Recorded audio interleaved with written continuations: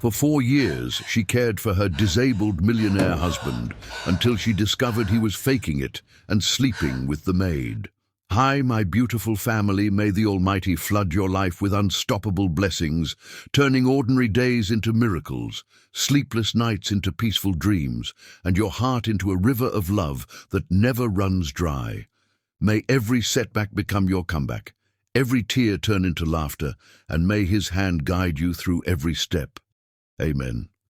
If you're here with me now, comment present. If you feel our unbreakable bond, comment, I am with Mr. Peter. Your love is my greatest treasure, and to my amazing new family members, this is your home now. Don't even think of leaving. Watch till the end because today's story will grab your heart and never let go. I promise every second will be worth it. Don't forget to like and subscribe, because every like and every comment is a heartbeat that keeps this incredible family alive. The ceramic bowl slipped from Angelina's hands, shattering against the Italian marble floor as she stood frozen in the doorway of what was supposed to be an empty bedroom, watching her paralyzed husband thrust into the woman who cleaned their sheets. For 4 seconds, she counted them, would always remember counting them. Angelina Garner could not move, could not breathe, could not process what her eyes were seeing. Clint, her husband of 6 years, who hadn't walked a single step in 4 years, who couldn't lift a spoon to his mouth without her help, who needed her to shift his dead weight every 2 hours to prevent bed sores, was standing. Not just standing, moving with the fluid grace of a man who had never known a wheelchair, his strong arms wrapped around Julia Foster, the 24-year-old maid Angelina had hired out of pity just 3 months ago. The sound of shattering ceramic finally penetrated their passion. Clint turned, and for one moment, Angelina saw pure panic flash across his face before it transformed into something else: calculation. Even now, caught in the ultimate betrayal, his mind was working, strategizing, planning his next move. "Angelina," he said, and his voice held none of the slurred weakness she'd grown accustomed to. It was clear, strong, commanding, the voice of the tech mogul who had swept her off her feet 7 years ago at a fashion gala in Manhattan. But Angelina was already backing away, her mind racing faster than her hammering heart. 4 years. 4 years of her life spent bathing him, feeding him, managing his medications, enduring the humiliation of his mother Grace's constant criticism that she wasn't devoted enough, wasn't loving enough, wasn't white enough to properly care for her precious son. 4 years of sleeping on a cot beside his medical bed because he claimed he needed her nearby in case of emergencies. 4 years of watching her fashion design business crumble because she couldn't leave his side for more than 2 hours. "Baby, wait, I can explain." Clint started forward, then seemed to remember he was supposed to be paralyzed. The hesitation was almost comical. Julia clutched a sheet to her chest, her pretty face flushed with more than shame. There was defiance there, a possessiveness that made Angelina's stomach turn. This wasn't a moment of weakness. This was established, comfortable, routine.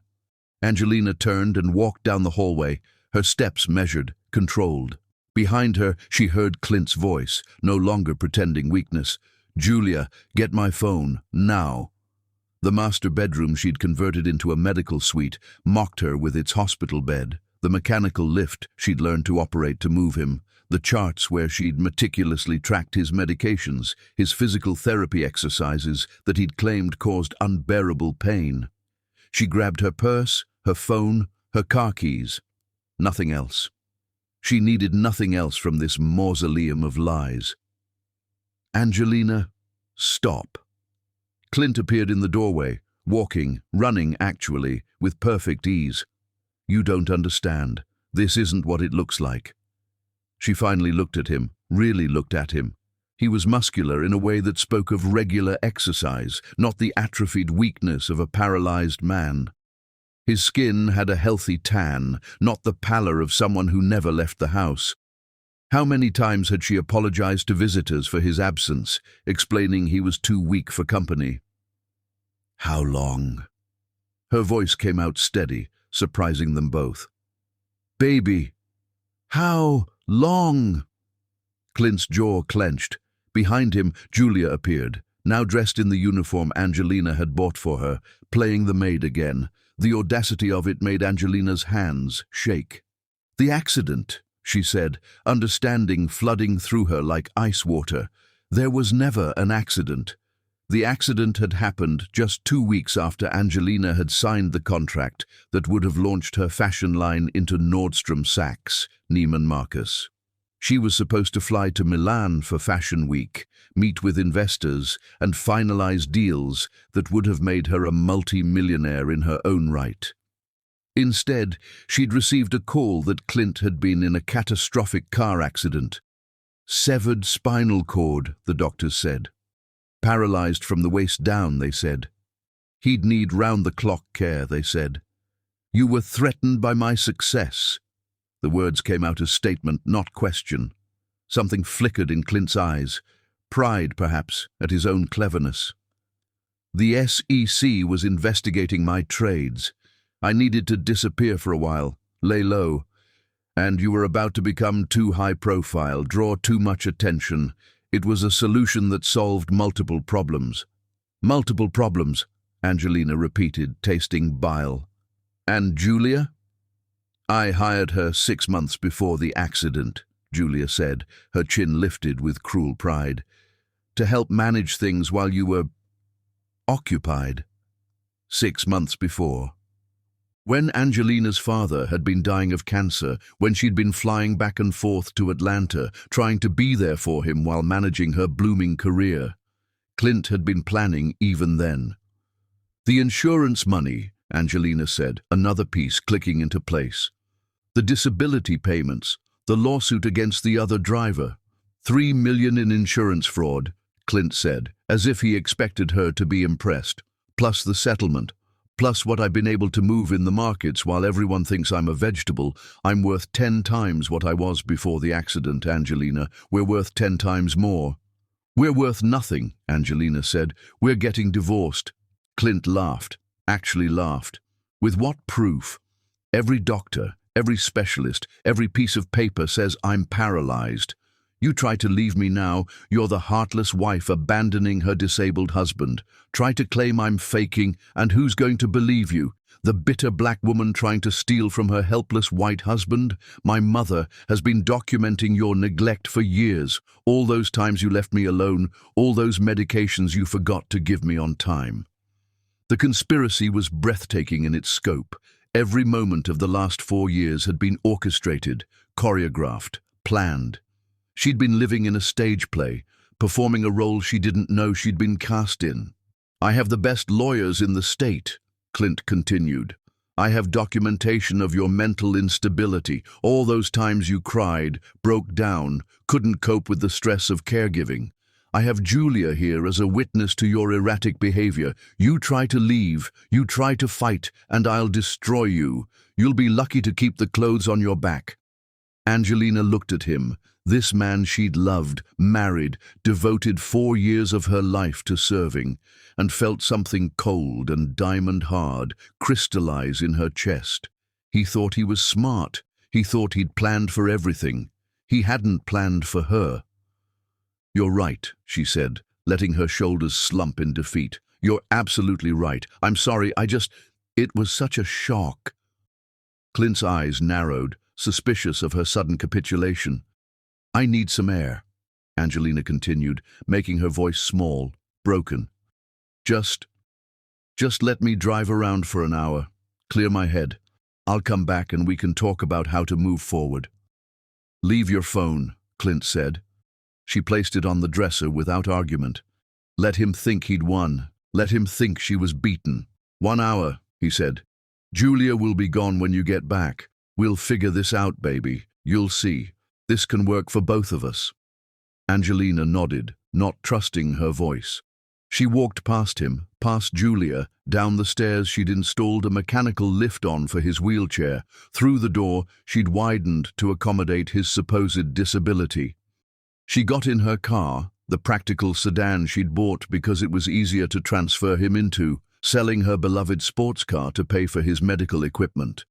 She drove exactly 3 blocks before pulling over and using the burner phone she'd bought months ago when Clint's behavior had started to seem strange. When she'd catch Julia in rooms she shouldn't be in, when Clint's mother would smirk at her with cruel satisfaction. Some part of her had known. Some survival instinct had whispered that something was very, very wrong. She dialed the number she'd saved under pizza delivery. "Naomi," she said when her sister answered, "remember that investigative piece you did on insurance fraud? I need your help, and I need the best lawyer you know." "Angie? What's wrong?" "Everything," Angelina said, starting the car again. "And nothing. Nothing's wrong anymore. I'm finally awake." As she drove toward her sister's apartment, Angelina began to plan. Clint thought he was a chess master, but he'd made one crucial error. He'd taught her exactly how cruel, how methodical, how ruthless someone could be in the pursuit of destruction. She would take everything from him.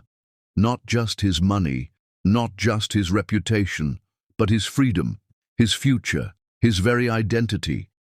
And she would do it with a smile on her face, serving him breakfast in bed right up until the moment she served him with papers that would destroy his entire world. The ceramic bowl she'd dropped had been filled with his favorite soup, made from scratch the way his mother had taught her. She'd spent 3 hours making it, despite her aching back, despite her exhaustion, despite the fact that he'd berated her that morning for not ironing his pajamas properly. That was the last meal she would ever make for him with love. Everything from now on would be seasoned with revenge. Chapter 2. The Counter-Strategy.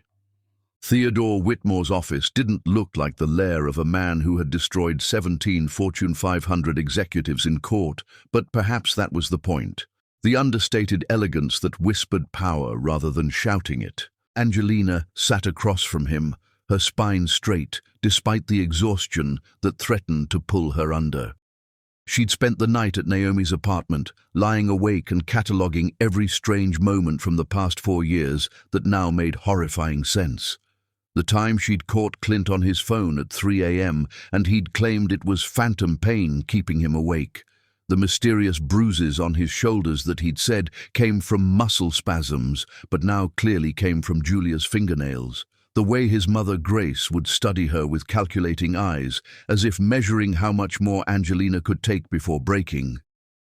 "Mrs. Eastwood," Theodore began, and something about his voice, deep, measured, careful, made her look at him properly for the first time since Naomi had practically dragged her into his office that morning. He was younger than she'd expected, maybe 35, with prematurely silver threads through dark hair that suggested either stress or genetics.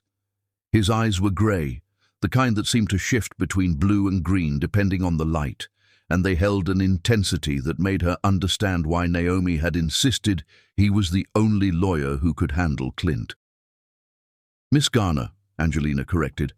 "I never legally changed my name. Clint said it would be complicated with his medical paperwork, but now I'm guessing he wanted to be able to move assets without my name attached to them." Theodore made a note and she noticed his hands, steady, confident, with a thin scar across the left knuckles that suggested this man knew about fighting in ways that went beyond courtrooms.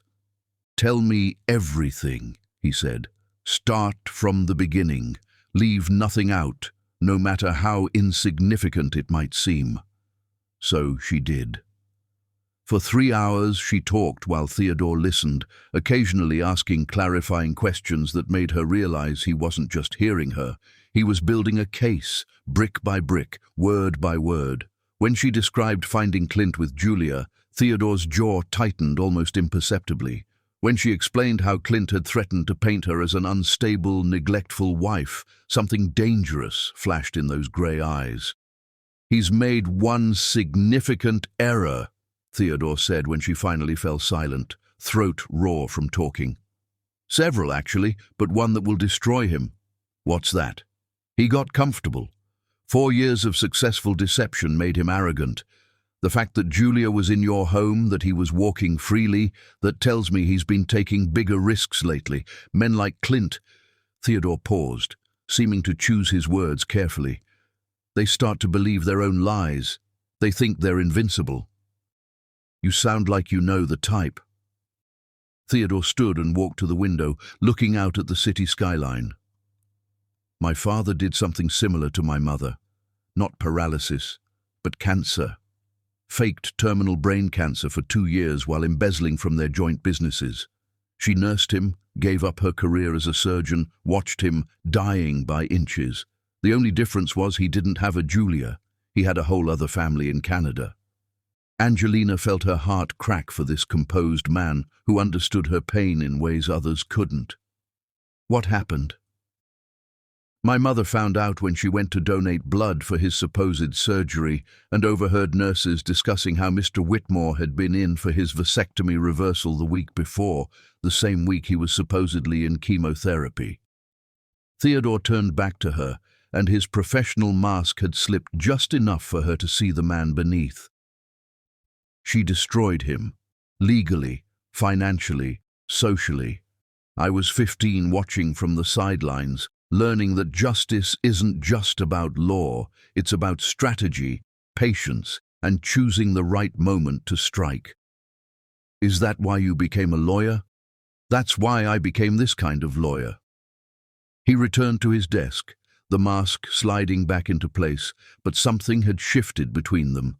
A recognition, perhaps. Two people who understood that betrayal from someone you love leaves scars that never quite fade.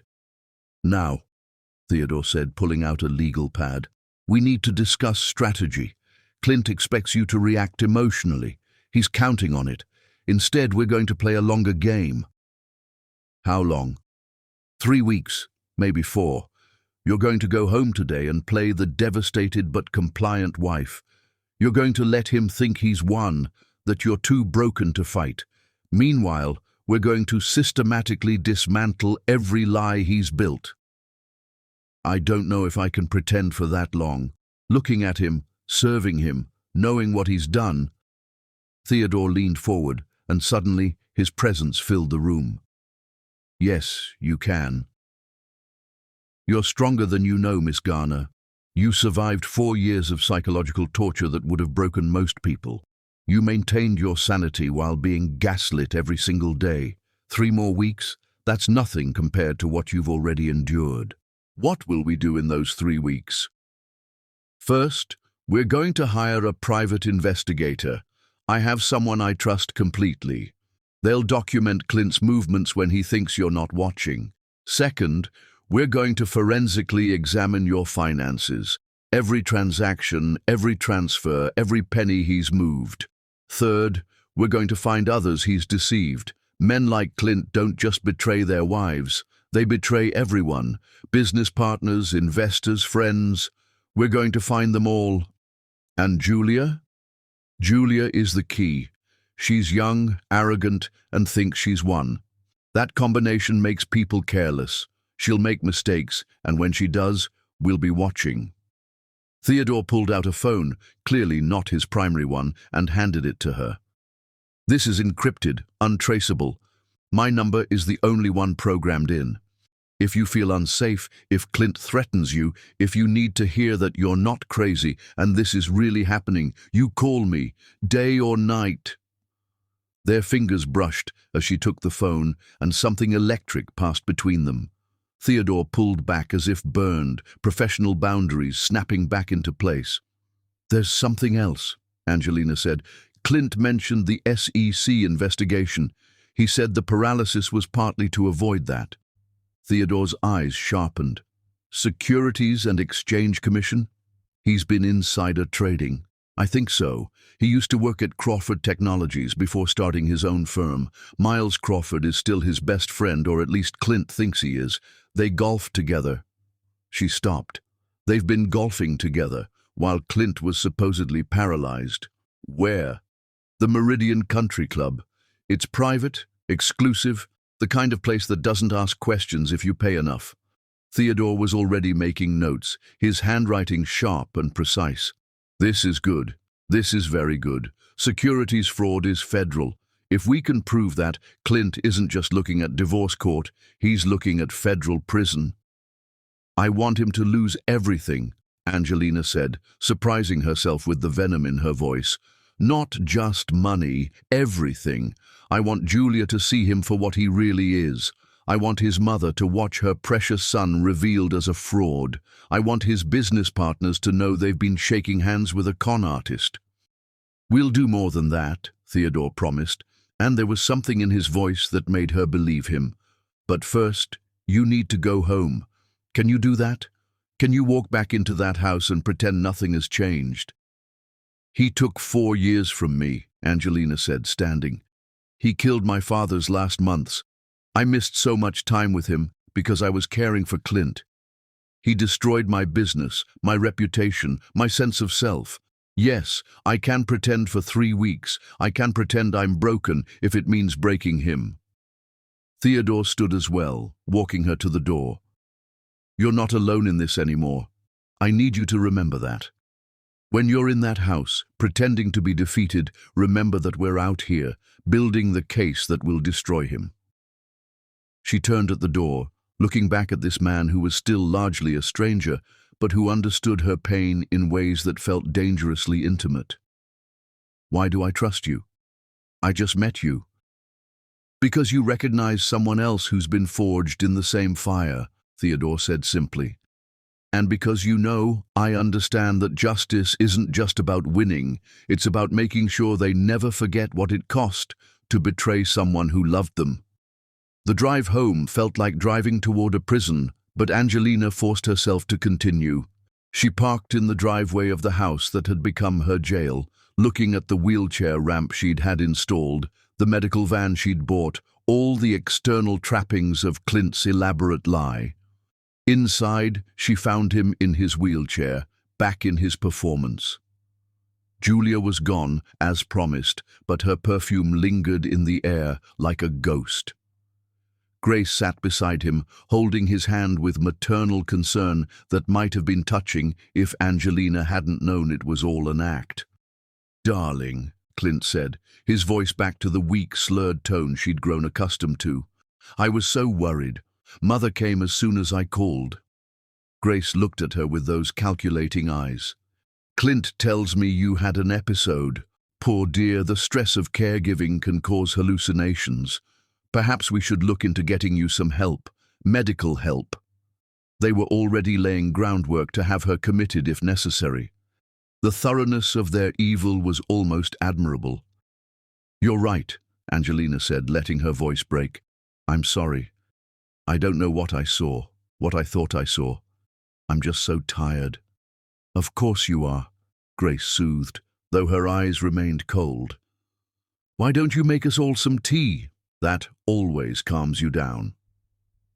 Angelina nodded and walked to the kitchen where she'd prepared thousands of meals for a man who could walk to restaurants anytime he pleased. As she filled the kettle, she thought of Theodore's grey eyes, the scar on his knuckles, the promise in his voice. 3 weeks.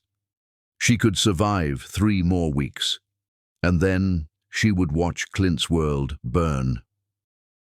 Chapter 3. Building the Case. The private investigator Theodore hired looked nothing like what Angelina had expected. Instead of a grizzled ex-cop, Skylar Chen was a 30-year-old MIT graduate who specialized in digital forensics and looked like she could have been one of Angelina's fashion models. "People underestimate pretty Asian women," Skylar explained during their clandestine meeting at a coffee shop 20 miles from home, while Clint believed Angelina was at a grief counseling session for caregivers. "It's amazing what men will say in front of me, thinking I'm just decoration." Theodore sat beside Angelina, close enough that she could smell his cologne, something subtle and expensive that made her think of rain on cedar. He'd been careful to maintain professional distance since that first meeting, but sometimes she caught him looking at her with an expression that suggested he was fighting the same magnetic pull she felt. "What have you found?" Theodore asked, his legal pad ready. Skylar pulled out a tablet, her fingers flying across the screen. "Clint Eastwood is remarkably active for a paralyzed man. In the past 2 weeks alone, He's been recorded on security cameras at 3 different private gyms, always entering through back entrances. He maintains a separate apartment under a shell company called Phoenix Rising LLC. Subtle, right? Julia Foster has her own key. She turned the tablet toward them, showing grainy but clear footage of Clint doing pull-ups, running on a treadmill, lifting weights that would challenge any able-bodied man. The timestamp showed 2 p.m. on a day when Angelina remembered him claiming he needed to rest due to severe pain. "There's more," Skylar continued. "I've tracked financial transactions going back 5 years. The planning for this started before you were even married, Miss Garner. He specifically targeted you." Angelina felt the coffee turn to acid in her stomach. "Targeted me?" "You were featured in Forbes' 30 Under 30 for fashion innovation. Your company was valued at $2 million and growing. You were also notably private about your personal life, estranged from extended family except for Naomi, and had just lost your mother to cancer. In his emails to a friend, which I may have illegally accessed so we can't use them in court but they're informative, he called you perfect, beautiful, successful enough to be useful, but isolated enough to be vulnerable." Theodore's hand moved toward Angelina's, stopped, pulled back. She appreciated both the impulse and the restraint. "The accident was planned for maximum impact," Skylar went on. 2 weeks before Milan Fashion Week, the night before your biggest investor meeting, timed so you'd have to choose between your career and being a good wife. He knew you'd choose him. He'd spent 2 years studying you, learning your values, your triggers, your weaknesses. "He said he loved me," Angelina whispered. "He cried at our wedding." "He's a sociopath," Theodore said flatly. "They're excellent at mimicking emotions they don't feel." Skylar swiped to another screen. "The SEC investigation was real. He made $17 million on illegal insider trades using information from Miles Crawford. But here's where it gets interesting. Crawford doesn't know Clint can walk. He's been visiting Clint at your home, genuinely believing his best friend is paralyzed. Clint betrayed him too. Clint betrays everyone eventually, which brings us to Julia Foster." Skylar's smile turned predatory. "Sweet, innocent Julia has a history. She's done this before, attached herself to wealthy married men, played the devoted employee or caregiver, then threatened exposure unless they paid her off. She has 3 sealed settlements in other states." "So she's not just a mistress," Theodore mused. "She's a professional con artist." "They found each other," Skylar confirmed. "But here's the beautiful part. They don't trust each other. I've recorded 17 arguments between them in the past week. She wants him to divorce you now and marry her. He keeps stalling. She's getting impatient, sloppy. Last night she posted a photo on Instagram from a restaurant, forgetting that Clint's reflection was visible in her wine glass. "I've screenshot everything." Theodore was taking rapid notes. "We need financial forensics. Every hidden account, every transaction. Already on it." Skylar pulled out a thick folder. "Clint has been slowly liquidating your joint assets and moving them offshore. The house is mortgaged to the hilt. He took out loans against it without your knowledge, forging your signature. Your retirement accounts have been drained. The medical expenses he's been claiming, they go to a fake medical company he owns. He's essentially been paying himself to be sick." Angelina felt dizzy. "How much has he stolen? From you directly? About 800,000? From insurance companies? 3.2 million? From investors through fraud? We're still calculating, but it's in the tens of millions." "Jesus," Theodore breathed. Then to Angelina, "Are you all right?" She wasn't. She was drowning in the scope of Clint's deception, but she thought of the morning's humiliation, Clint making her help him with a sponge bath while knowing he'd showered with Julia an hour earlier, and fury steadied her. "I'm fine. What else?" Skylar exchanged a glance with Theodore. "There's something else, something personal. Do you want to—" "Tell me." "Julia's pregnant."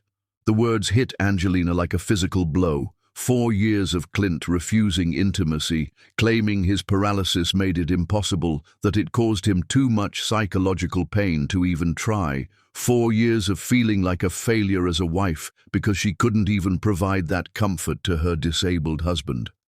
And all along, how far? 3 months. Theodore's hand found hers then. Professional boundaries be damned. His touch was warm, grounding, and she held on like it was the only thing keeping her from shattering.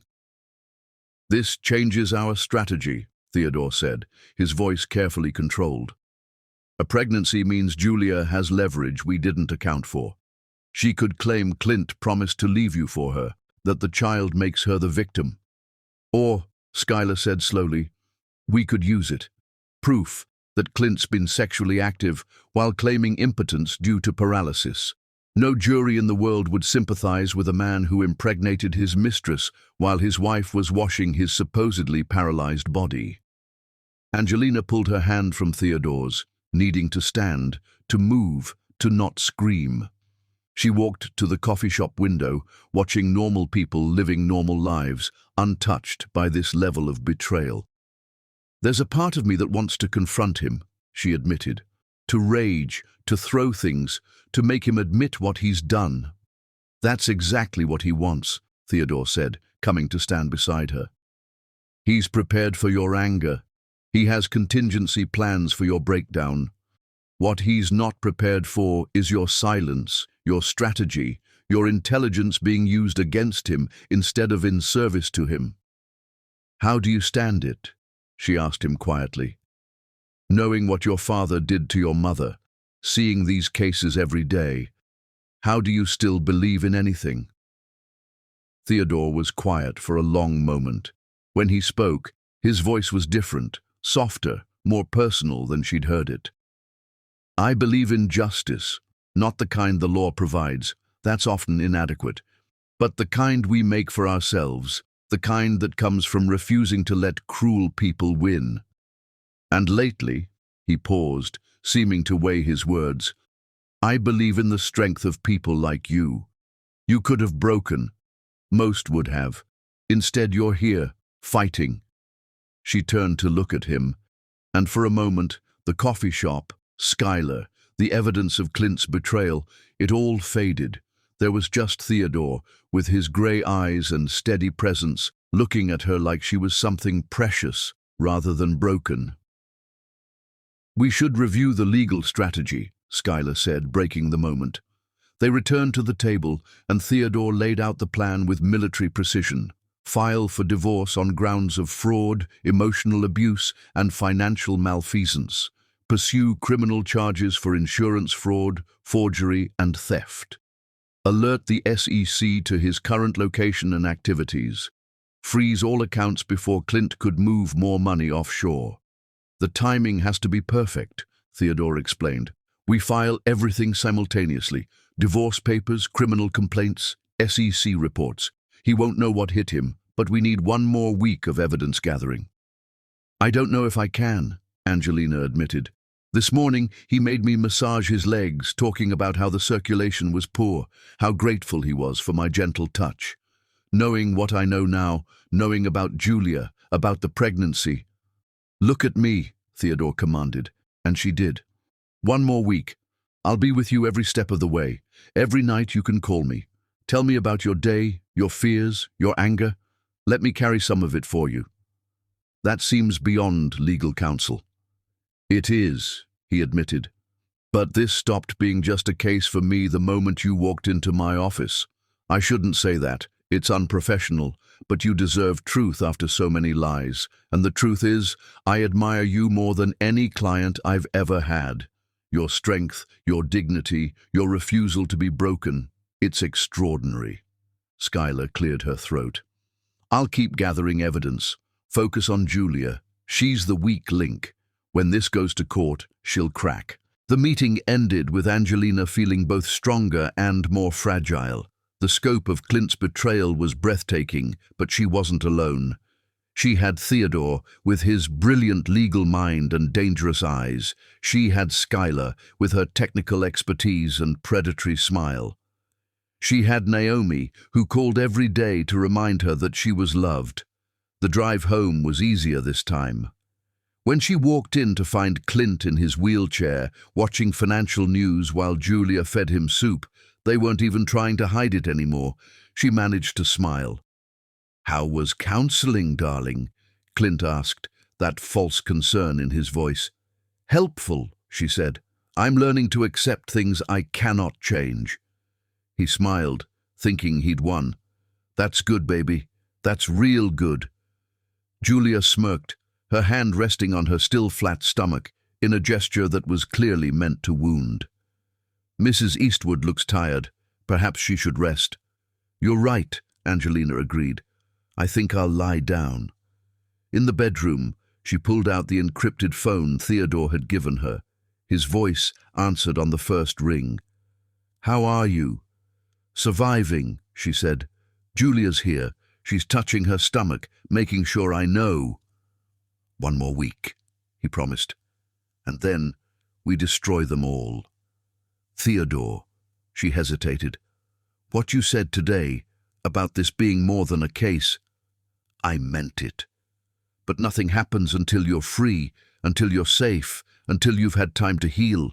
I just needed you to know you're not alone, not in any way." She closed her eyes, holding on to his voice like a lifeline. One more week. She could survive one more week. Chapter 4. The Puppet Master. The discovery came at 3 a.m. on a Tuesday, when Angelina couldn't sleep and decided to search for their old wedding photos in Clint's home office, a room she rarely entered because he'd claimed the stairs were too painful for her to push his wheelchair up daily. Hidden behind tax returns in a filing cabinet, she found a leather journal, and what she read by flashlight made her blood turn to ice.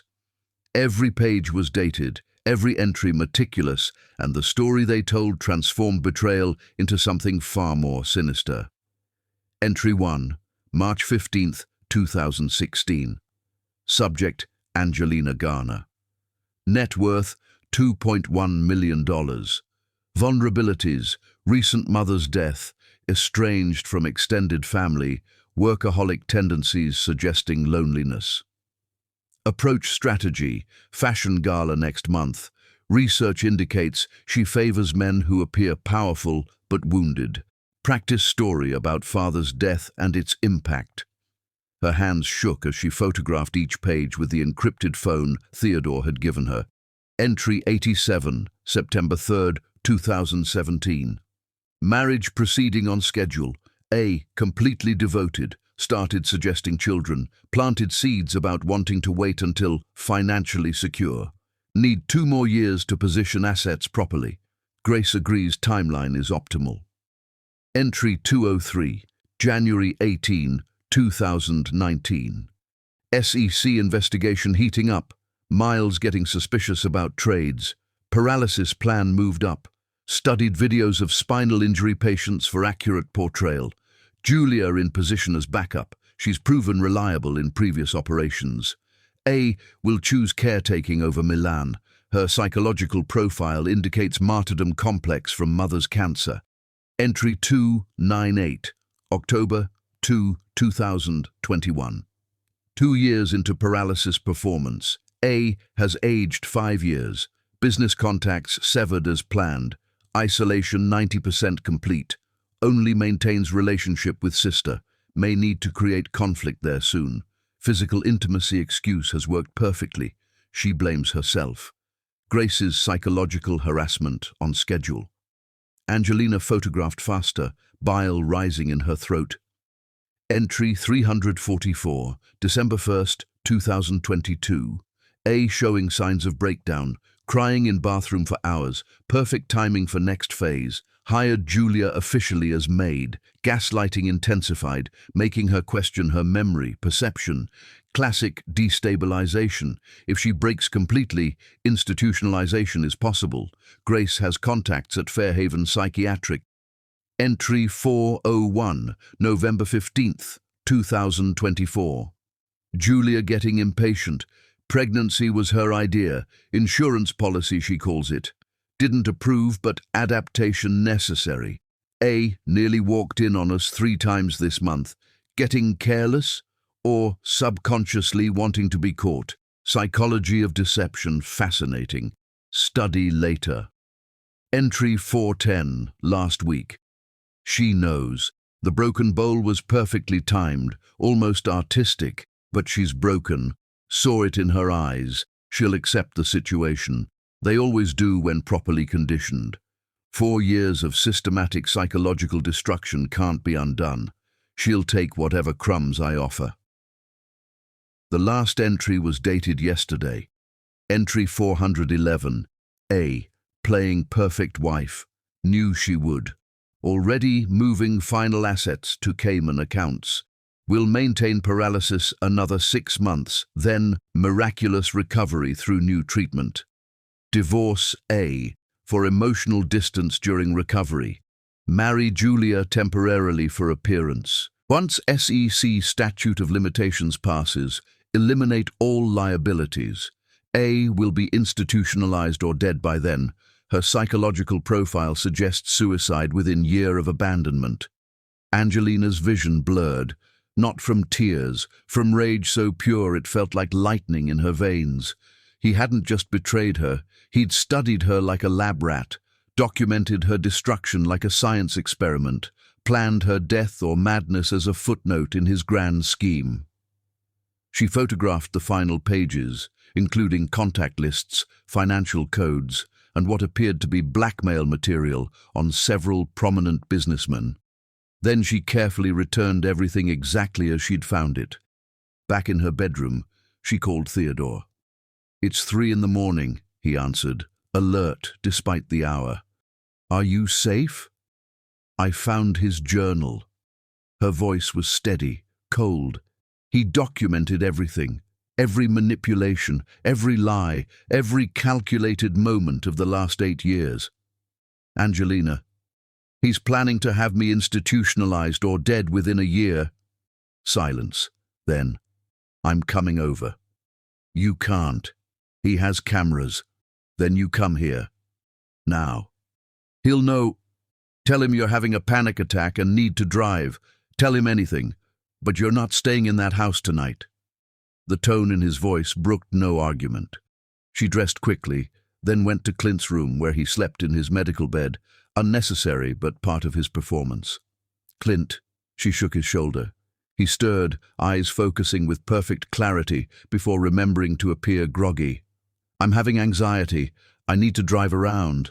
The counselor said it helps." He studied her, calculating. "Take your phone." "Of course." She took her regular phone, leaving the encrypted one hidden. Let him track her. She was only going to drive around after all. Except she drove straight to Theodore's address, a townhouse in the historic district that spoke of old money and good taste.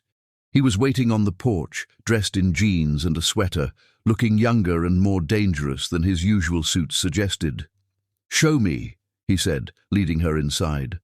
His home was nothing like she'd expected, warm where his office was cold, filled with books and art and photos of a large, happy family. She sent him the photographs and watched his face transform as he read. "This changes everything," he said quietly. "This isn't just fraud or betrayal. This is conspiracy, premeditated psychological torture, potentially attempted murder if he's serious about the institutionalization plan. He has my psychological evaluation from when I sought therapy after Mom died. He's been using it against me." Theodore poured 2 glasses of whiskey, handed her one. "We're filing tomorrow." "You said we needed another week." "That was before I knew he was escalating toward having you committed. Skylar found something today she hadn't told you yet. Julia's been researching power of attorney laws. They're planning to move soon." Angelina downed the whiskey, feeling it burn. "I want to destroy him." "We will." "No," she turned to face him. "I want to destroy him, not just legally. I want him to feel what I felt. I want him to know what it's like to be studied, manipulated, broken down piece by piece." Theodore moved closer, his eyes dark. "That's dangerous thinking." "I don't care. You could become like him." "No," she said firmly. Because unlike him, I loved, really loved. That's the difference. My revenge comes from pain, not pleasure. He enjoyed destroying me. I'll take no pleasure in his destruction, only justice. Theodore's hand came up to cup her face, his thumb brushing her cheekbone. You're extraordinary. I'm broken. Number bent, maybe. Hurt, definitely, but not broken. Broken people don't fight back. Broken people don't stand in my living room at 4 in the morning planning strategic legal warfare. She leaned into his touch, starved for gentleness after years of performative care. When this is over, I'm going to court you properly, he said. Take you to dinner somewhere that doesn't involve discussing your sociopathic husband. Learn your favorite wine, your favorite music, what makes you laugh. But nothing happens until you're free and clear and have had time to heal. What if I don't want to wait? His hand dropped and he stepped back. Then I'd remind you that you're vulnerable right now, that emotions during trauma aren't always reliable, and that you deserve someone who puts your well-being above their desires. She laughed, surprising them both. You're a good man, Theodore Whitmore. I'm a lawyer. We're never good men, but I try to be decent. Kiss me, she said suddenly, just once, so I can remember what it feels like to be wanted by someone who sees me as a person, not a bank account or a psychological experiment. Angelina, please. I haven't been touched with genuine affection in 4 years. I need to remember I'm human. He studied her for a long moment, then stepped forward, his hands framing her face with infinite gentleness. The kiss was soft, careful, a question rather than a demand. She answered by pressing closer, and for a moment the world consisted only of Theodore's warmth, his strength, the steady beat of his heart under her palm. When they separated, both were breathing unsteadily. That's all we can have right now, he said roughly. But when this is over, when you're free, I plan to kiss you until you forget every moment of pain he caused. Promise? I promise. Now we need to strategize. If we're filing tomorrow, we need everything in place. Can you go back tonight? Play normal for one more day? After that kiss, I could conquer armies. He smiled, and it transformed his face. Then let's plan a war. They spent the remaining hours until dawn, reviewing evidence, planning filing strategies, coordinating with Skylar. Theodore would file for divorce at 9 a.m., criminal charges at 9:15, SEC complaint at 9:30. By 10 a.m., Clint's accounts would be frozen, his passport flagged, his entire world crumbling. What about Julia? Skylar has something special planned for her. Apparently, one of her previous victims is very interested in testifying about her patterns. As the sun rose, Angelina prepared to return to her prison one last time. 24 hours, Theodore promised. In 24 hours, you'll be free. And in 24 hours and 1 minute, I'll be waiting. She drove home to find Clint awake, in his wheelchair, with Grace beside him. Where were you? Grace demanded. Driving, as I said. For 4 hours. Yes. Clint studied her with those calculating eyes. You seem different. The counseling is helping, she lied smoothly. I'm learning acceptance. He smiled, that cold, satisfied smile she now recognized from years of manipulation. Good. Julia's making breakfast. Go help her. In the kitchen, Julia stood at the stove, her hand on her stomach, humming. She looked up when Angelina entered, smirking. Sleep well? Julia asked sweetly. Better than I have in years, Angelina answered honestly. Julia's smirk faltered at something in Angelina's tone, but before she could respond, Angelina's phone buzzed. A text from Theodore, just 3 words. Documents filed, run. But Angelina didn't run. Instead, she smiled at Julia, picked up the coffee pot, and poured 4 cups with steady hands. Actually, Julia, why don't you sit down? You're pregnant after all. I'll serve breakfast. As she carried the tray to the dining room where Clint waited in his unnecessary wheelchair, She thought of Theodore's kiss, of justice racing through court systems, of freedom measured in minutes rather than years. "Here you go, darling," she said to Clint, setting down his coffee. "Enjoy it while it lasts." He frowned at her words, but before he could respond, the doorbell rang. Then rang again. Then came the pounding. "Police! Open up! We have a warrant!" The coffee cup slipped from Clint's suddenly nerveless fingers, shattering on the floor. And Angelina laughed, really laughed, for the first time in 4 years. Chapter 5. The Chess Game. The courtroom smelled of old wood and fresh lies. Clint had arrived in his wheelchair, wearing a custom suit tailored to make him appear frail, his mother Grace pushing him with theatrical concern, while Julia walked behind in a conservative dress, meant to hide her pregnancy and project innocence. Angelina sat beside Theodore, her spine straight, wearing the red designer suit she'd created 6 years ago, the one she'd worn to the Forbes photo shoot before Clint had entered her life like a cancer. Theodore had suggested it, understanding the symbolism of reclaiming who she'd been before the destruction. "He's good," Theodore murmured, watching Clint's performance as reporters gathered outside. The concerned husband, betrayed by his wife's abandonment during his time of need. "He's had 4 years of practice," Angelina replied, her voice steady despite the rage simmering beneath her composure. Judge Charlotte Bennett entered, a woman in her 50s with sharp eyes that suggested she'd seen enough theater in her courtroom to recognize performance. Angelina felt a spark of hope. Clint's lawyer, Harrison Vale, stood first. Vale was known for defending the indefensible, celebrities who'd committed heinous crimes, politicians caught in corruption, billionaires who thought laws were suggestions. His presence meant Clint was taking this seriously. "Your Honor," Vale began, his voice rich with false sympathy, "we're here today because a devoted husband, paralyzed and dependent, has been abandoned by a wife who grew tired of her caretaking duties. Mr. Eastwood has been served with divorce papers, accused of crimes that are not only false, but physically impossible for a man in his condition."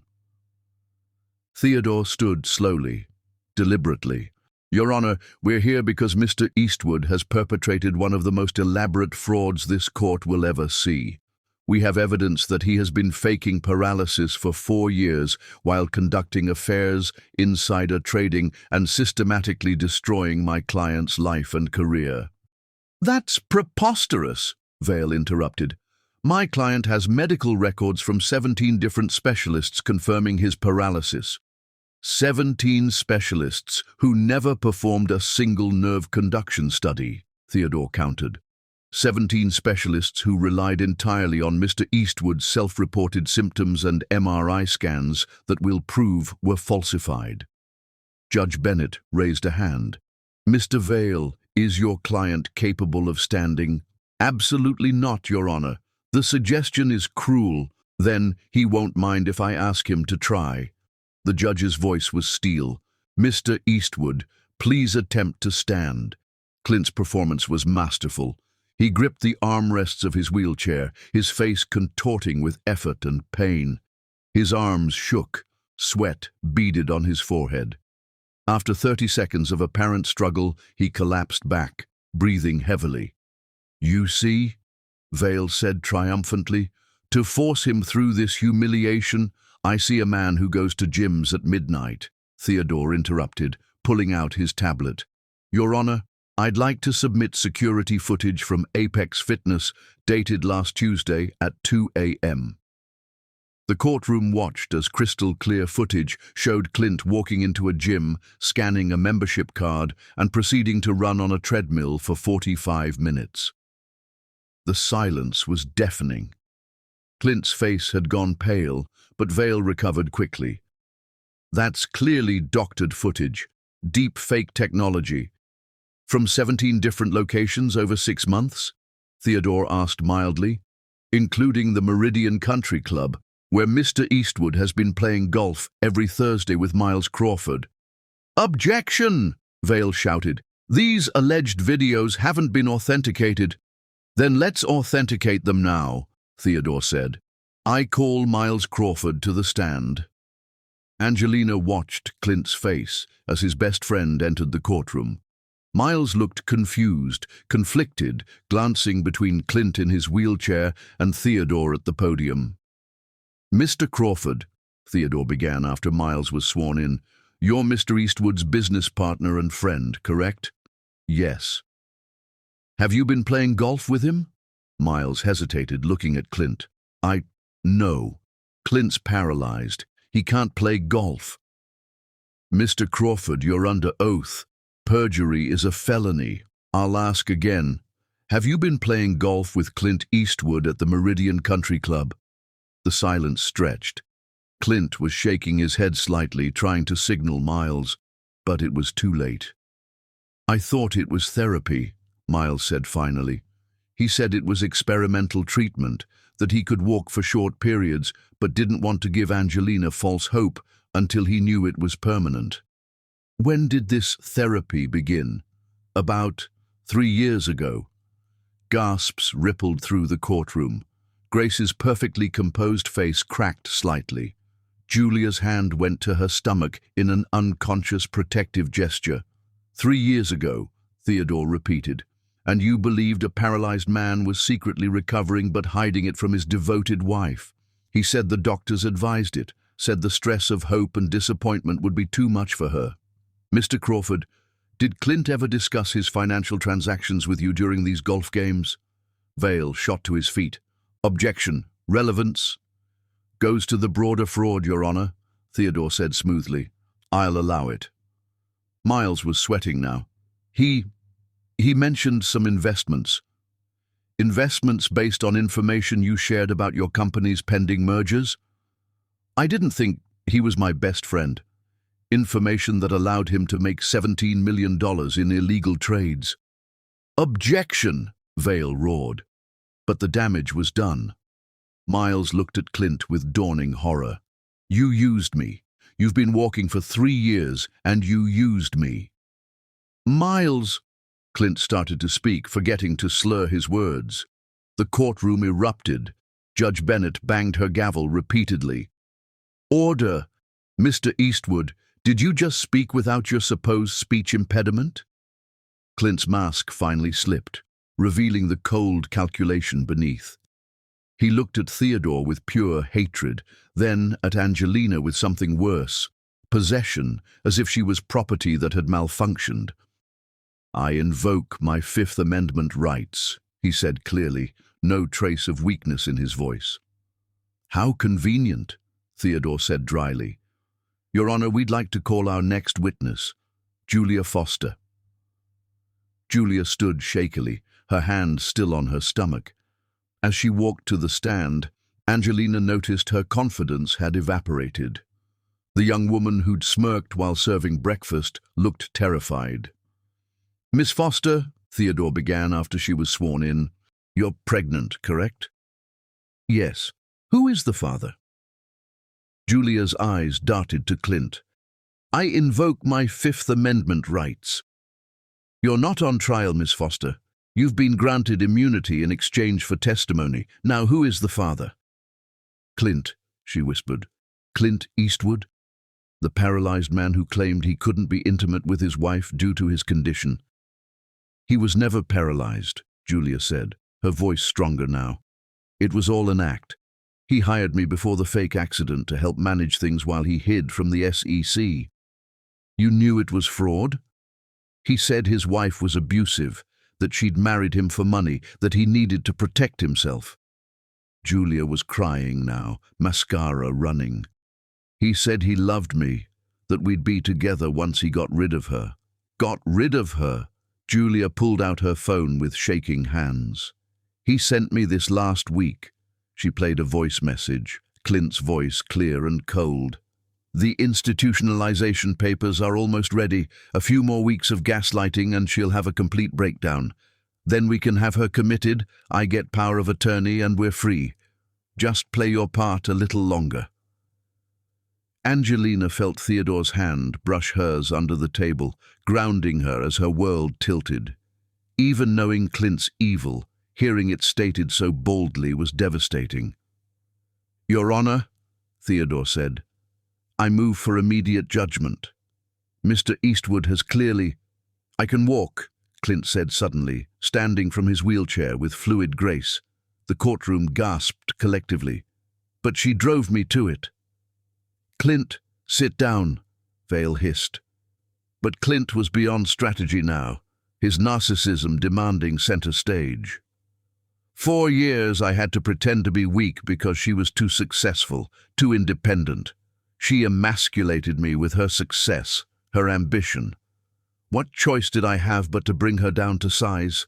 "You had the choice not to commit fraud," Judge Bennett said coldly. "Not to fake a disability, not to steal from insurance companies and investors, not to psychologically torture your wife."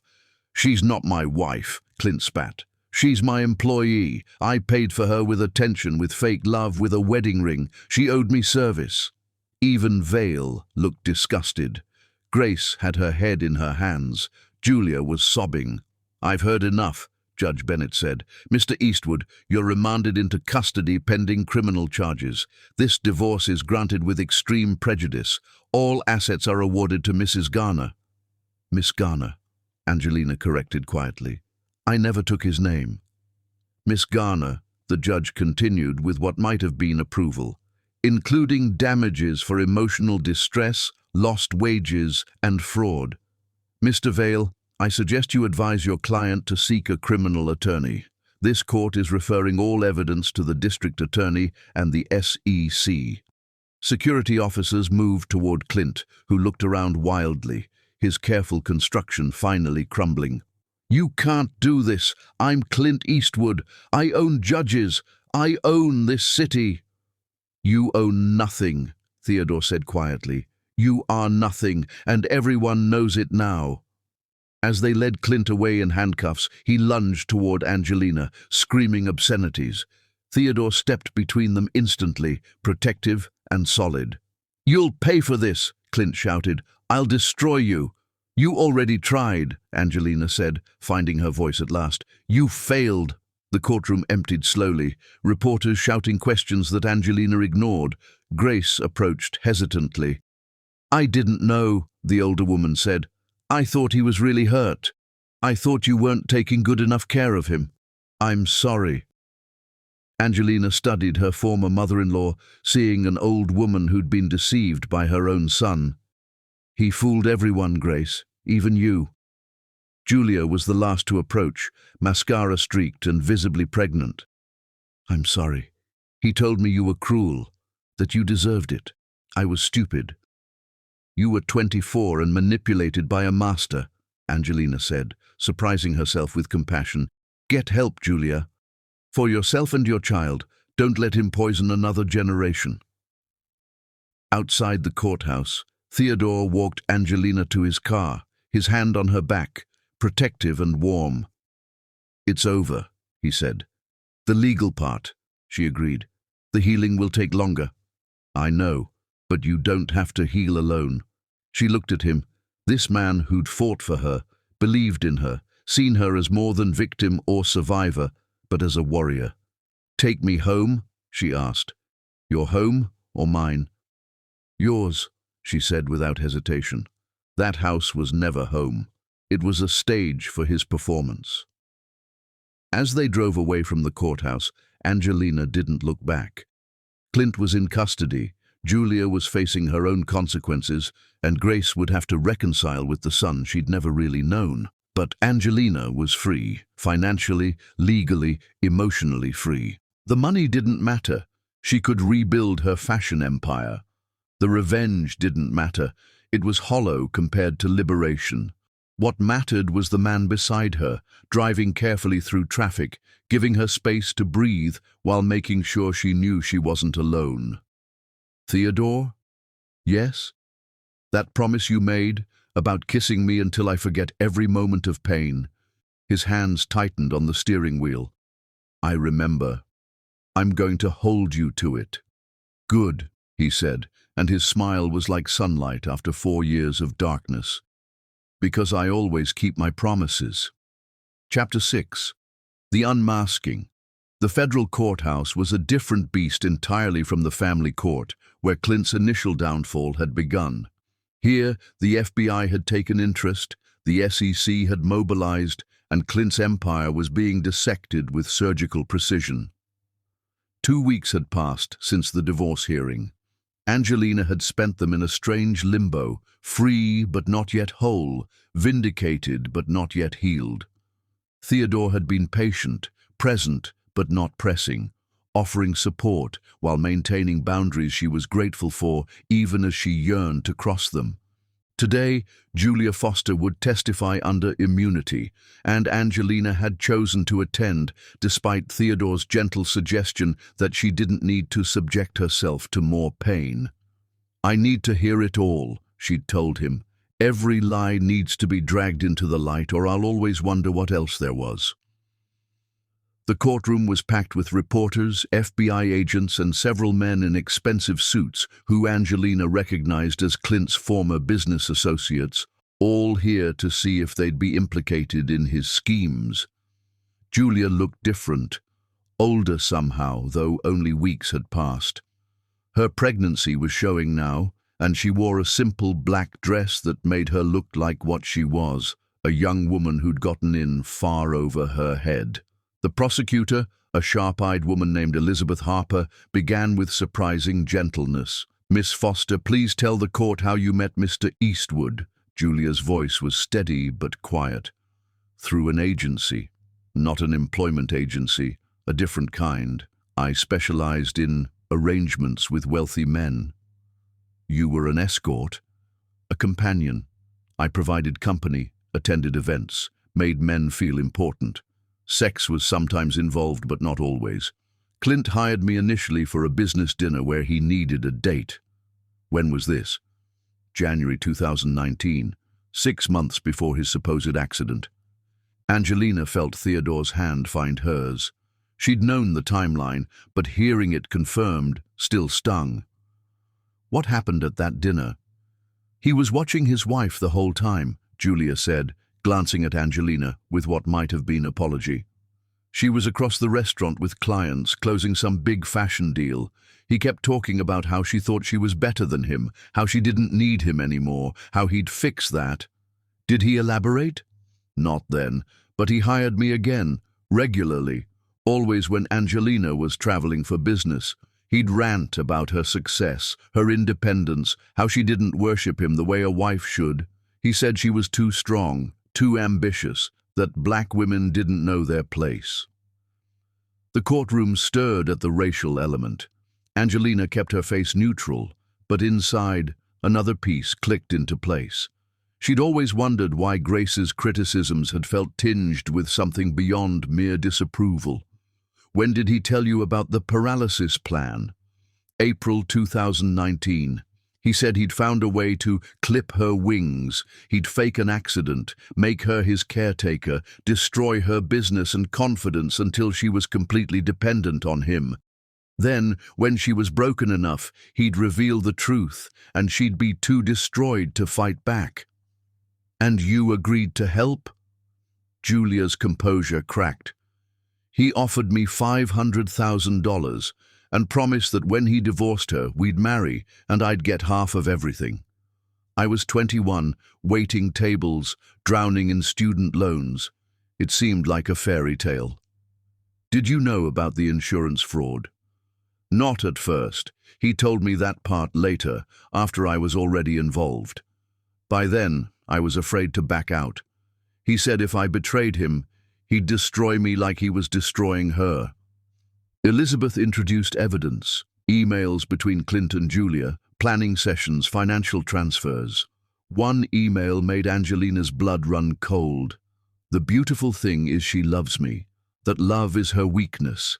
Every time she bathes my paralyzed body, every time she apologizes for not being intimate enough, every time she cries in the bathroom thinking I can't hear. It's delicious.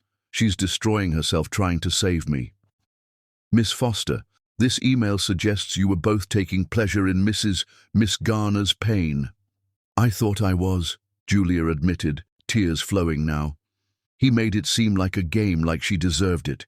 He showed me articles about her success and said, "Imagine thinking you're better than a white man with 3 times your net worth."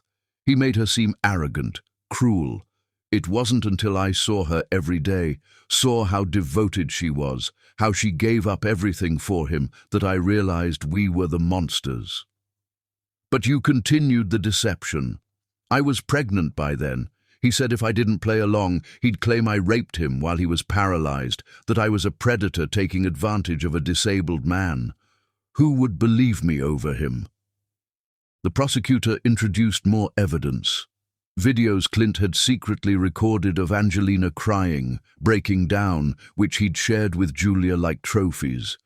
Recordings of him practicing his paralyzed voice, perfecting the slur, the weakness. Photos from his hidden apartment, where he lived his real life while Angelina slept on a cot beside his medical bed.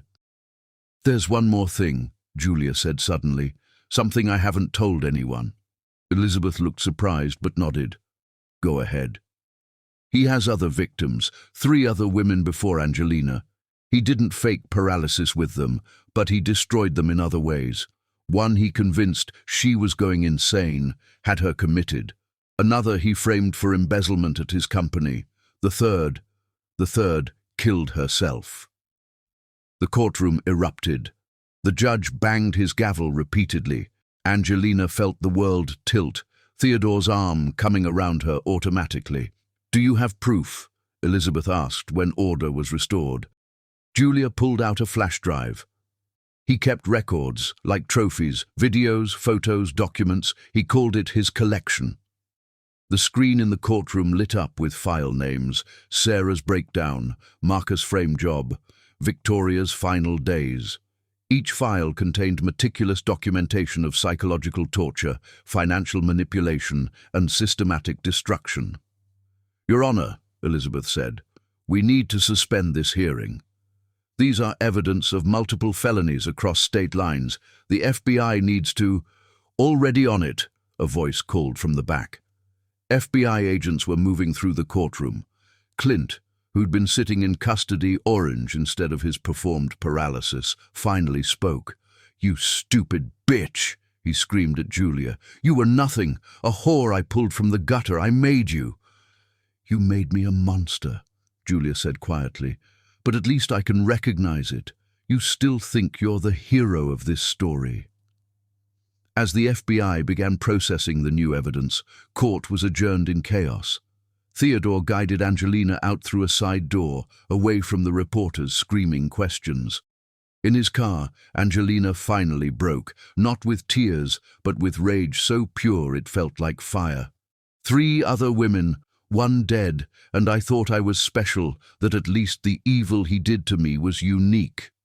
"You are special," Theodore said firmly. "You survived. You fought back. You're the reason he's facing justice." "Victoria didn't survive." "No," he agreed quietly. "And that's on Clint, not you. But you're giving Victoria justice too now. Sarah and Marcus as well. I want to meet them.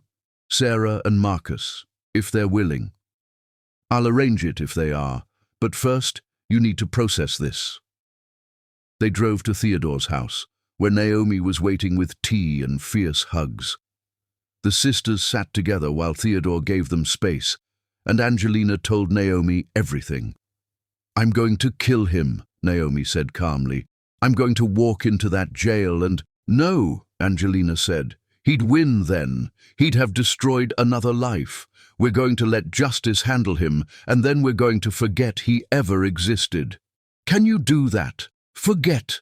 Angelina thought of Theodore in the next room, giving her space but ready the moment she needed him. Thought of her fashion business, waiting to be rebuilt. Thought of the life she could have now that the shadow was lifted. Not forget, but move past. Build something so beautiful that his ugliness becomes insignificant in comparison. That evening, as Naomi left and the sun set over the city, Theodore found Angelina on his back porch, watching the sky turn colors she hadn't noticed in 4 years. "The FBI says with the new evidence, he's looking at life in prison," he said, sitting beside her. "Good. Julia will probably get probation and mandatory therapy. She's young, she can rebuild. And you? Angelina turned to look at him. This man who'd been her sword and shield, who'd believed her when the world would have doubted, who'd waited patiently while she found her strength again. I'm going to rebuild my fashion empire. I'm going to therapy to process what happened. I'm going to travel to Milan like I should have 4 years ago. Sounds like a good plan. And, she continued, moving closer to him, I'm going to let myself be loved by a good man, if he's still interested. Theodore's hand came up to cup her face, his touch infinitely gentle. He's very interested, but he's also willing to wait until you're ready. I've waited 4 years to feel human again. I don't want to wait anymore. This kiss was different from their first, deeper, hungrier, full of promise rather than comfort. When they separated, both were breathing hard. I should warn you, Theodore said against her lips. I'm not an easy man to be with. I work too much. I've been told I'm emotionally unavailable, and I have a tendency to go full warrior when someone threatens people I care about. Good, Angelina said, pulling him back for another kiss. Because I'm not an easy woman either. I'm building an empire. I have trust issues that will take years to fully resolve, and I refuse to ever be anyone's caretaker again. Sounds perfect, he murmured, and kissed her again as the stars came out above them, witnesses to something new being born from the ashes of what had been destroyed. Inside, her phone buzzed with messages from reporters, from old clients reaching out in support, from investors interested in her relaunch. Tomorrow, she'd face them all. Tomorrow, she'd begin the actual work of rebuilding. But tonight, she was just a woman being held by a man who saw her strength and her scars and found both beautiful. And for the first time in 4 years, that was enough. Chapter 7. The Mother's Gambit.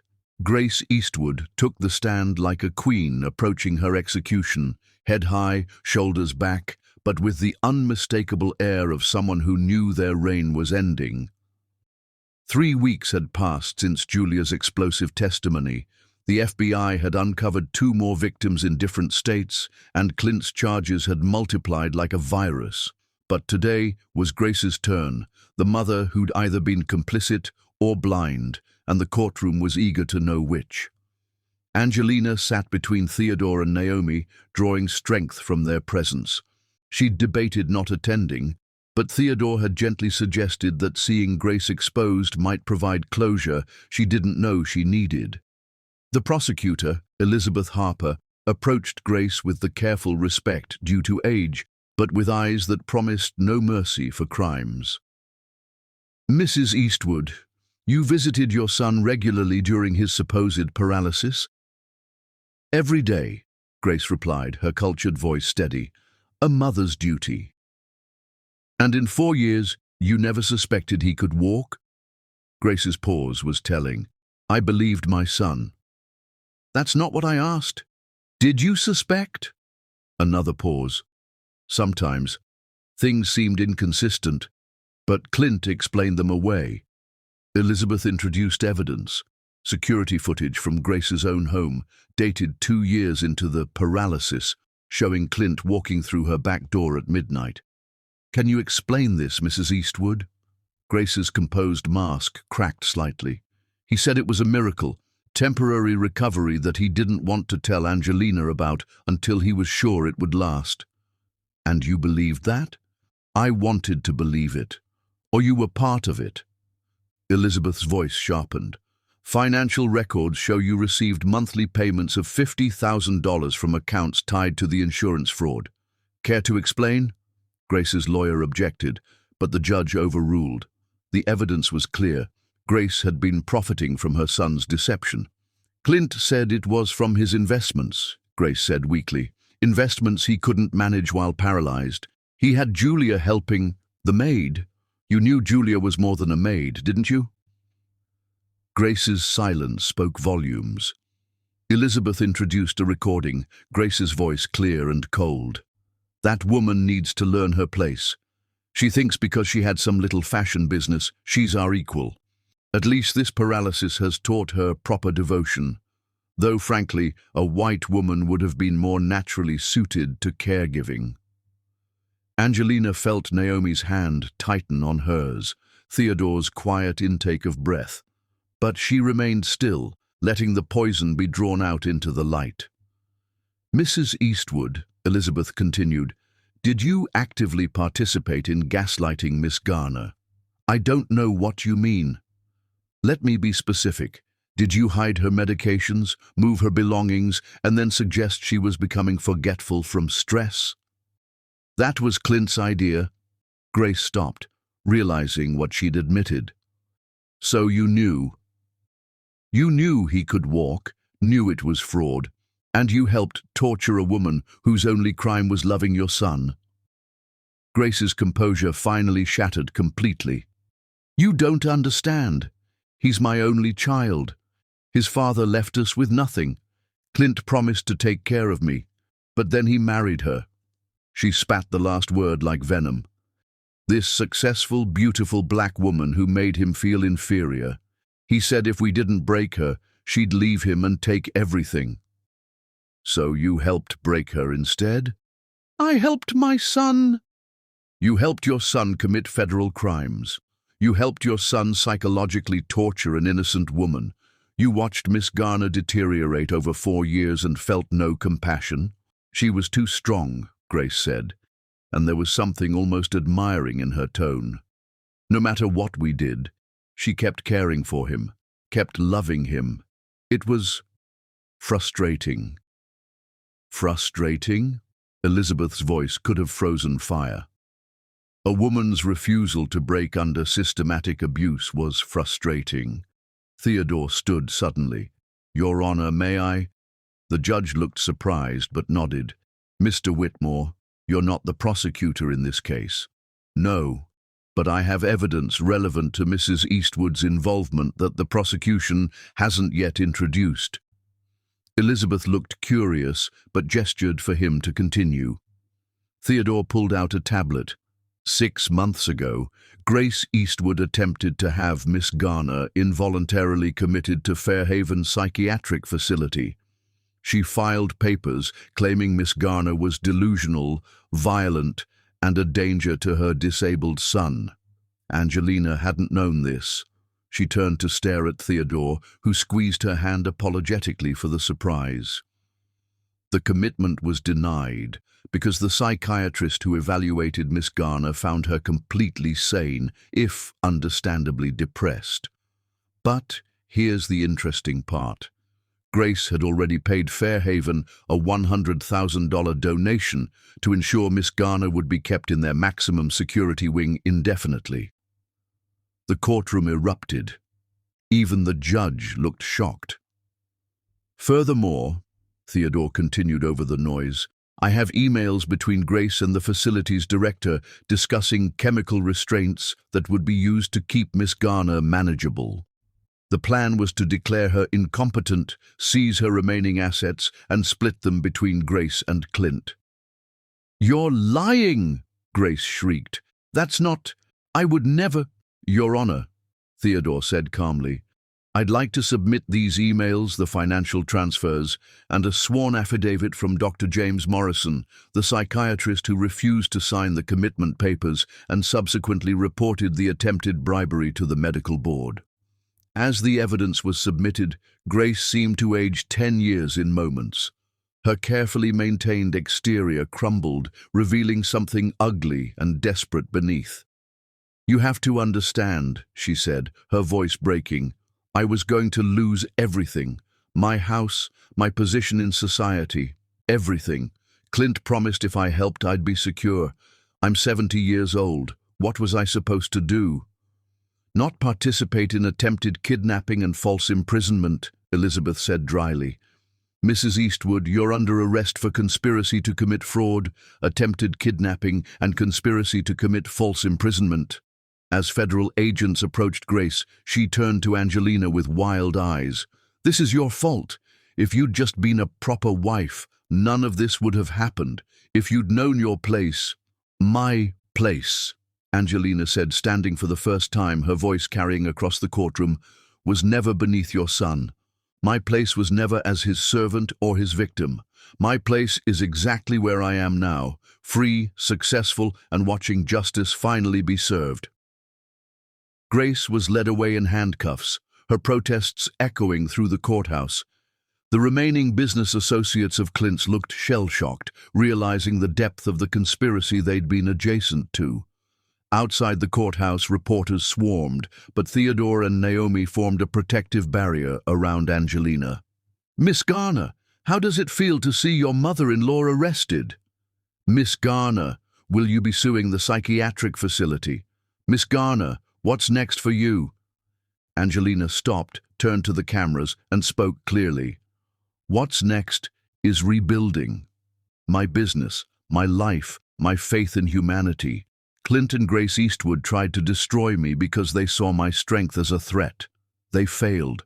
And to anyone else out there who's being gaslit, abused, or manipulated by someone who claims to love them, you're not crazy, you're not alone, and you're stronger than they want you to believe."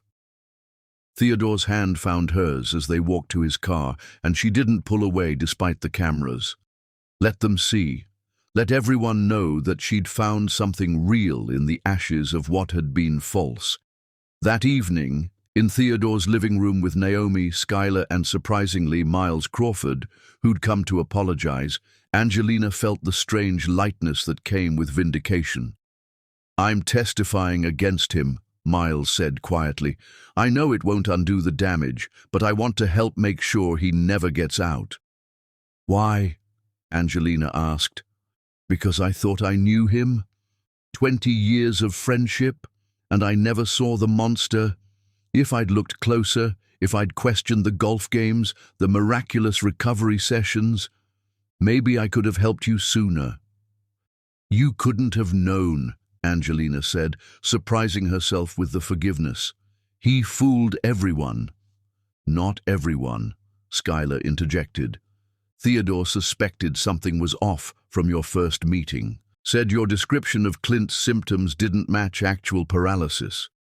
Angelina looked at Theodore. "You knew from the beginning?" "I suspected. The selective nature of his paralysis, the convenient timing, the way his mother treated you. It all felt performed. But suspicion isn't proof. We needed evidence." "Which we now have in abundance," Skylar grinned. "By the way, Julia's had her baby, a girl. She's named her Victoria, after Clint's victim who didn't survive." "That's actually beautiful," Naomi said softly. "She's agreed to testify in every trial, federal and state," Skylar continued. "She wants to atone, she says." As the evening wore on and the others left, Angelina found herself alone with Theodore on his back porch, their spot for difficult conversations and quiet moments. "You didn't tell me about the psychiatric facility," she said, not accusingly but curiously. "I wanted to have ironclad evidence first, and I didn't want to add to your trauma until I was sure. Was I wrong?" "You protected me while making sure justice was served. That's a rare combination. You know there will be more trials, federal charges, state charges, civil suits. This could go on for years." "I know. And I'll be with you through all of it, if you want me." Angelina turned to face him fully. "Theodore, I need to say something." He tensed slightly, and she realized he was expecting her to pull away to say she needed space. "I love you," she said instead, watching his eyes widen. "Not because you saved me. I saved myself. Not because you're my lawyer. You're so much more. I love you because you see me, all of me, the broken parts and the strong parts, and you never try to fix me or diminish me. You just stand beside me." Theodore's response was to pull her into a kiss that was gentle and fierce simultaneously, pouring 3 months of careful restraint and growing love into the connection. "I love you too," he said against her lips. "I have since you sat in my office that first day, refusing to cry, refusing to break, refusing to be anything less than magnificent, despite everything you'd endured." They stayed on the porch as the stars came out, planning a future that had nothing to do with trials or revenge. Angelina would relaunch her fashion line next month, with 3 major retailers already committed. Theodore would continue his practice, but was considering teaching, passing on his knowledge to the next generation of attorneys who fought for the victimized. "There's something else," Theodore said eventually. "Sarah and Marcus, Clint's other victims, they want to meet you. They're starting a support group for survivors of elaborate fraud and gaslighting. They'd like you to be part of it." "Yes," Angelina said immediately. "Yes, absolutely. You don't have to decide right." "Theodore, I spent 4 years thinking I was alone, that I was crazy, that no one would believe me. If I can help even one person avoid that isolation, then everything I went through has meaning." He held her closer, and she felt the last of her walls crumble. Not the walls that protected her, those she'd keep, having earned them through survival, but the walls that prevented her from being fully present, fully trusting, fully alive. Tomorrow, Grace would be arraigned. Next week, Clint's federal trial would begin. There would be more revelations, more pain dredged up, more moments where the scar tissue would ache. But tonight, Angelina Garner was free, loved, and learning to breathe again. And that was more than enough. It was everything. Chapter 8. The Testimony of Truth. The federal courtroom was standing room only. 4 months had passed since Clint's arrest, and this was the main event. Angelina would take the stand to testify about 4 years of psychological torture, fraud, and attempted destruction. She stood before the mirror in the witness preparation room, wearing a suit she'd designed herself, deep purple, the color of royalty, and bruises healed. Theodore stood behind her, his presence solid and reassuring. "You don't have to do this," he said for the 10th time. "The evidence is overwhelming without your testimony." "Yes, I do," she replied, meeting his eyes in the mirror. "Not for the conviction. You're right, that's assured. But for me, for the woman who spent 4 years doubting her own sanity. She deserves to have her truth spoken aloud in a court of law." Theodore's hands settled on her shoulders, warm and steady. "Then speak it, every word. Leave nothing in the shadows." Elizabeth Harper knocked and entered. "They're ready for you." The walk to the courtroom felt both endless and too brief. Clint sat at the defense table, no longer pretending paralysis, wearing an expensive suit that couldn't hide the orange jumpsuit underneath. He'd lost weight, his face gaunt, but his eyes still held that calculating coldness. As Angelina took the oath, her hand steady on the Bible, she felt the weight of the moment. Not just her story, but Sarah's, Marcus's, Victoria's, and any unknown victims who might be listening. "Miss Garner," Elizabeth began, "please tell the court how you met the defendant." Angelina's voice came out clear, stronger than she'd expected. "At a fashion gala in Manhattan, March 2016. I'd just been featured in Forbes. He approached me with congratulations, said he'd been following my career." What happened next? "He courted me intensively, flowers daily, surprise trips, constant attention. He learned everything about me, my mother's recent death, my father's illness, my dreams for my company. Looking back, it was reconnaissance, not romance." "When did you marry?" "September 2017. A small ceremony. He said he preferred intimate gatherings. Really, he didn't want many witnesses to his performance." "Tell us about the accident." Angelina took a breath, feeling Theodore's supportive presence in the gallery. "May 15th, 2019. I was supposed to fly to Milan for Fashion Week. The night before, I received a call that Clint had been in a catastrophic accident. The doctor, who I now know was paid off, said he was paralyzed from the waist down." "What did you do?" "I cancelled everything. Milan, investor meetings, my entire life. I devoted myself to his care." "Can you describe a typical day during those 4 years?" This was the hard part. the minutiae of manipulation that sounded almost mundane but had nearly destroyed her. I woke at 5 a.m. to prepare his medications, 23 pills that I now know were mostly vitamins and placebos. I'd help him to the bathroom. He insisted I support his full weight, which I now understand was him enjoying my physical strain. Breakfast had to be exactly right. The eggs couldn't touch the toast. The coffee had to be 147 degrees. If anything was wrong, he'd have spasms that he blamed on my carelessness. Continue. I'd bathe him. Her voice caught slightly, but she pushed through. He insisted only I could do it properly. He'd make me wash him intimately while apologizing that he couldn't be a real husband. He'd cry sometimes, these crocodile tears about failing me as a man. I'd comfort him, tell him it didn't matter, that I loved him regardless. He'd look away like he was ashamed, but I now know he was hiding laughter. Clint shifted in his seat, his jaw clenched. Good, let him hear it. Physical therapy came next. I'd move his legs through exercises while he screamed in fake pain. If I suggested a professional therapist, he'd accuse me of wanting to abandon him. His mother would visit during lunch, criticizing everything, how I'd dressed him, how I'd styled his hair, how my presence was probably hindering his recovery because I was too aggressive in my caregiving. How did this affect your business? I lost everything. Clients couldn't rely on someone who cancelled meetings for medical emergencies. Emergencies Clint would fake whenever I had important calls. Investors pulled out when I missed Milan. My employees had to find other jobs. 4 years of building, gone in 6 months. What about your personal relationships? I missed my father's final months. Clint would have mysterious crises whenever I planned to visit Dad. I missed his funeral because Clint had a seizure that morning.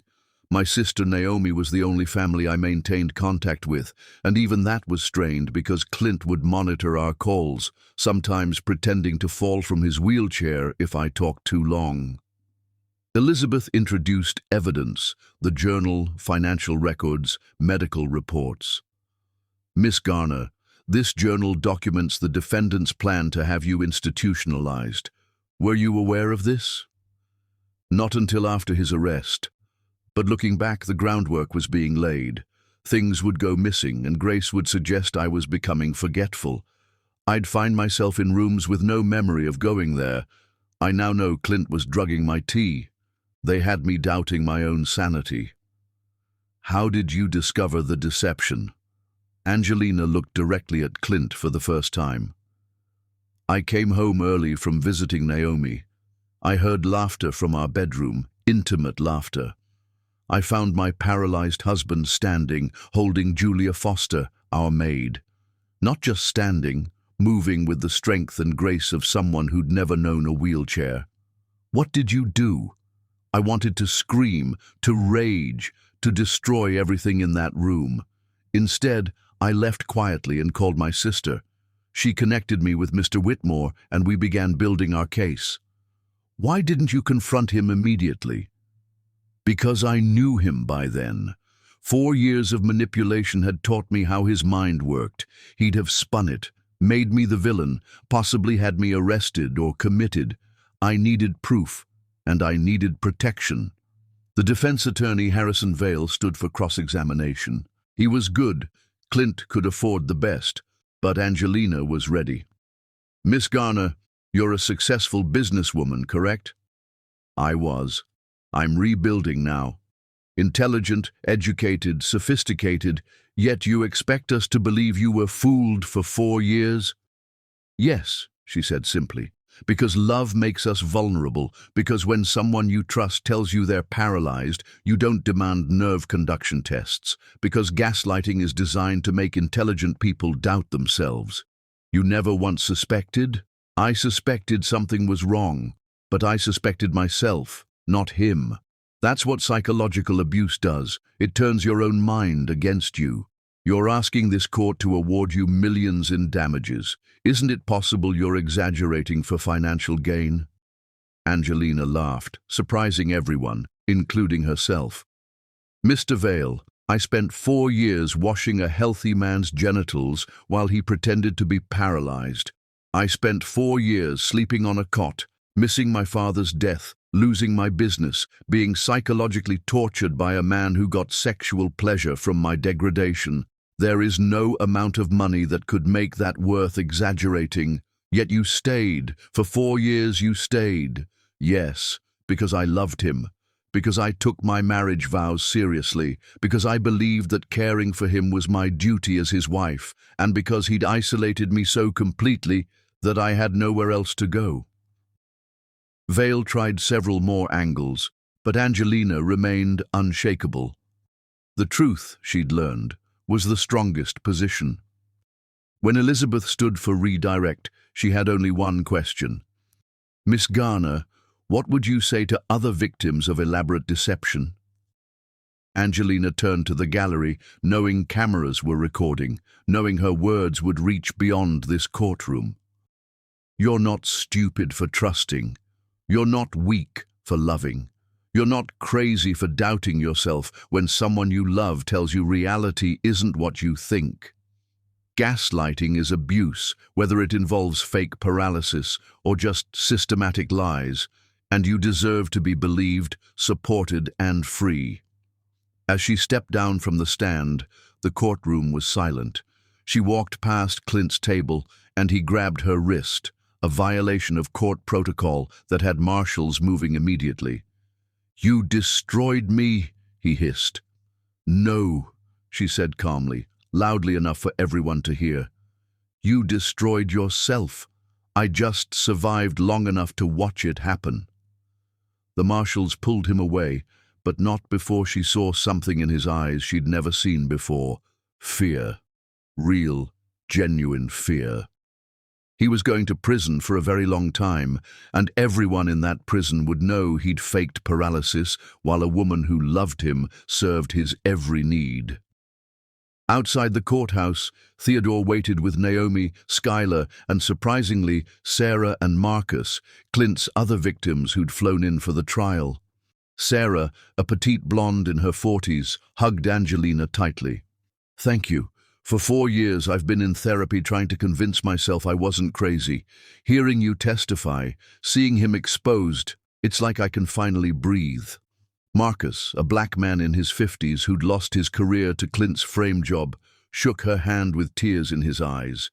He convinced my own family I was a thief. They still don't fully believe me. But after today, after your testimony, maybe they'll understand. We all understand, Theodore said, his arm coming around Angelina naturally, publicly, stake claimed, and comfort offered simultaneously. The media clamored for statements, but Angelina was done talking for today. She'd spoken her truth, all of it, holding nothing back. The jury would deliberate, though conviction was almost certain given the evidence. That evening, in Theodore's home that had become their sanctuary, Angelina finally allowed herself to cry, not tears of pain or fear, but release. 4 years of poison leaving her system through salt water and shaking shoulders. Theodore held her through it, saying nothing, asking nothing, just being present. When the tears finally stopped, she felt empty in the best way, like a house cleaned of ghosts. The prosecutor says he'll likely get 40 years minimum, Theodore said eventually. Life, if the judge is harsh. It doesn't matter, Angelina realized with surprise. I mean, I want justice, but the number doesn't matter. He's done. He'll never hurt another woman. That's what matters. You matter, Theodore corrected. Your healing, your future, your happiness. My future, she repeated, tasting the words. I haven't thought about the future as mine in so long. It was always about managing Clint's needs, surviving each day. What do you want your future to look like? Angelina considered. My fashion line relaunching bigger than before. Travel to Milan finally, maybe Paris, a home that's never been touched by lies, children someday, raised to recognize manipulation and resist it. And she looked at him. A partner who sees me as an equal, not a possession or a servant. I can offer that, Theodore said quietly. The partnership, the equality, the respect, and the love, if you're ready for it. I'm getting there, she said honestly, The trial needs to end first. I need to legally and emotionally close this chapter. But yes, Theodore, when I'm ready, it's you I want to be ready for." He kissed her forehead, a gesture both intimate and patient. "I'll wait, however long it takes." As they sat together in comfortable silence, Angelina's phone buzzed with messages. Support from old clients wanting to work with her again. Interview requests from major fashion magazines. An invitation to speak at a conference on surviving psychological abuse. Her new life was calling, built on the ashes of what Clint had burned, and for the first time in 4 years, she was ready to answer. The verdict would come tomorrow. Clint would likely spend the rest of his life in prison. Grace was already serving 5 years. Julia was in therapy, raising her daughter with the weight of her choices. But tonight, Angelina Garner was free, testified, and unburdened. The truth had been spoken into legal record. Her reality had been validated by a court of law, and that, more than any revenge, was justice. Chapter 9. The verdict's shadow. The jury deliberated for exactly 3 hours and 17 minutes. Angelina knew because she counted every second, sitting in the courthouse cafe with Theodore, Naomi, and her new support system of survivors. When the bailiff announced the jury had reached a verdict, the walk back to the courtroom felt like approaching destiny. Clint sat at the defense table, his orange jumpsuit a far cry from the Italian suits he'd worn while pretending paralysis.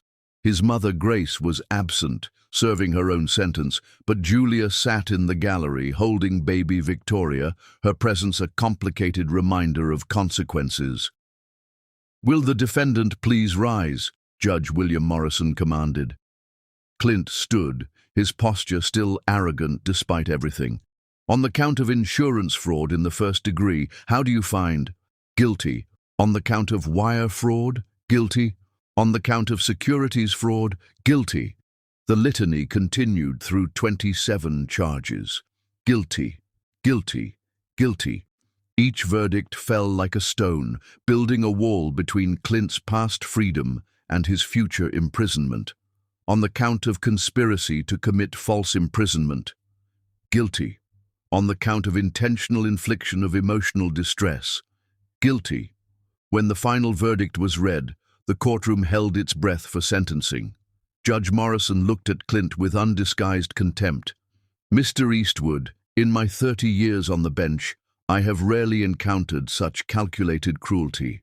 You didn't just defraud insurance companies and investors. You systematically destroyed a woman who loved you for sport and profit. You've shown no remorse, no acknowledgement of the pain you've caused." Clint's jaw clenched, but he remained silent. "I sentence you to 45 years in federal prison without the possibility of parole. Additionally, all assets obtained through fraud are to be liquidated and distributed to your victims, with Miss Garner as primary beneficiary, given the extent of her losses." The gavel fell with finality. Clint turned to stare at Angelina, his eyes promising retribution, even from behind bars. But she didn't flinch. His power over her had died the moment she'd seen him walking with Julia. This was just the funeral. As marshals led Clint away, he suddenly spoke. "You'll never be free of me, Angelina. Every relationship you have, you'll wonder if they're lying. Every kindness will feel like manipulation. I'm in your head forever."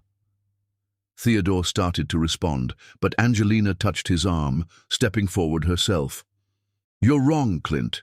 You're not in my head. You're in a federal prison, and while you're counting concrete blocks for the next 4 decades, I'll be living, building, loving, succeeding. You're not my trauma. You're just a chapter I've closed." The marshals dragged him away as he screamed obscenities, his final performance falling on deaf ears. Outside the courthouse, the media frenzy was overwhelming, but this time, Angelina was ready. "Miss Garner, how do you feel about the verdict? Justice was served, but this isn't about revenge, it's about prevention. If my story prevents one person from being gaslit, manipulated, or abused, then the pain was worth something." "What's next for you?" "Living. My fashion line relaunches next month with major retailers.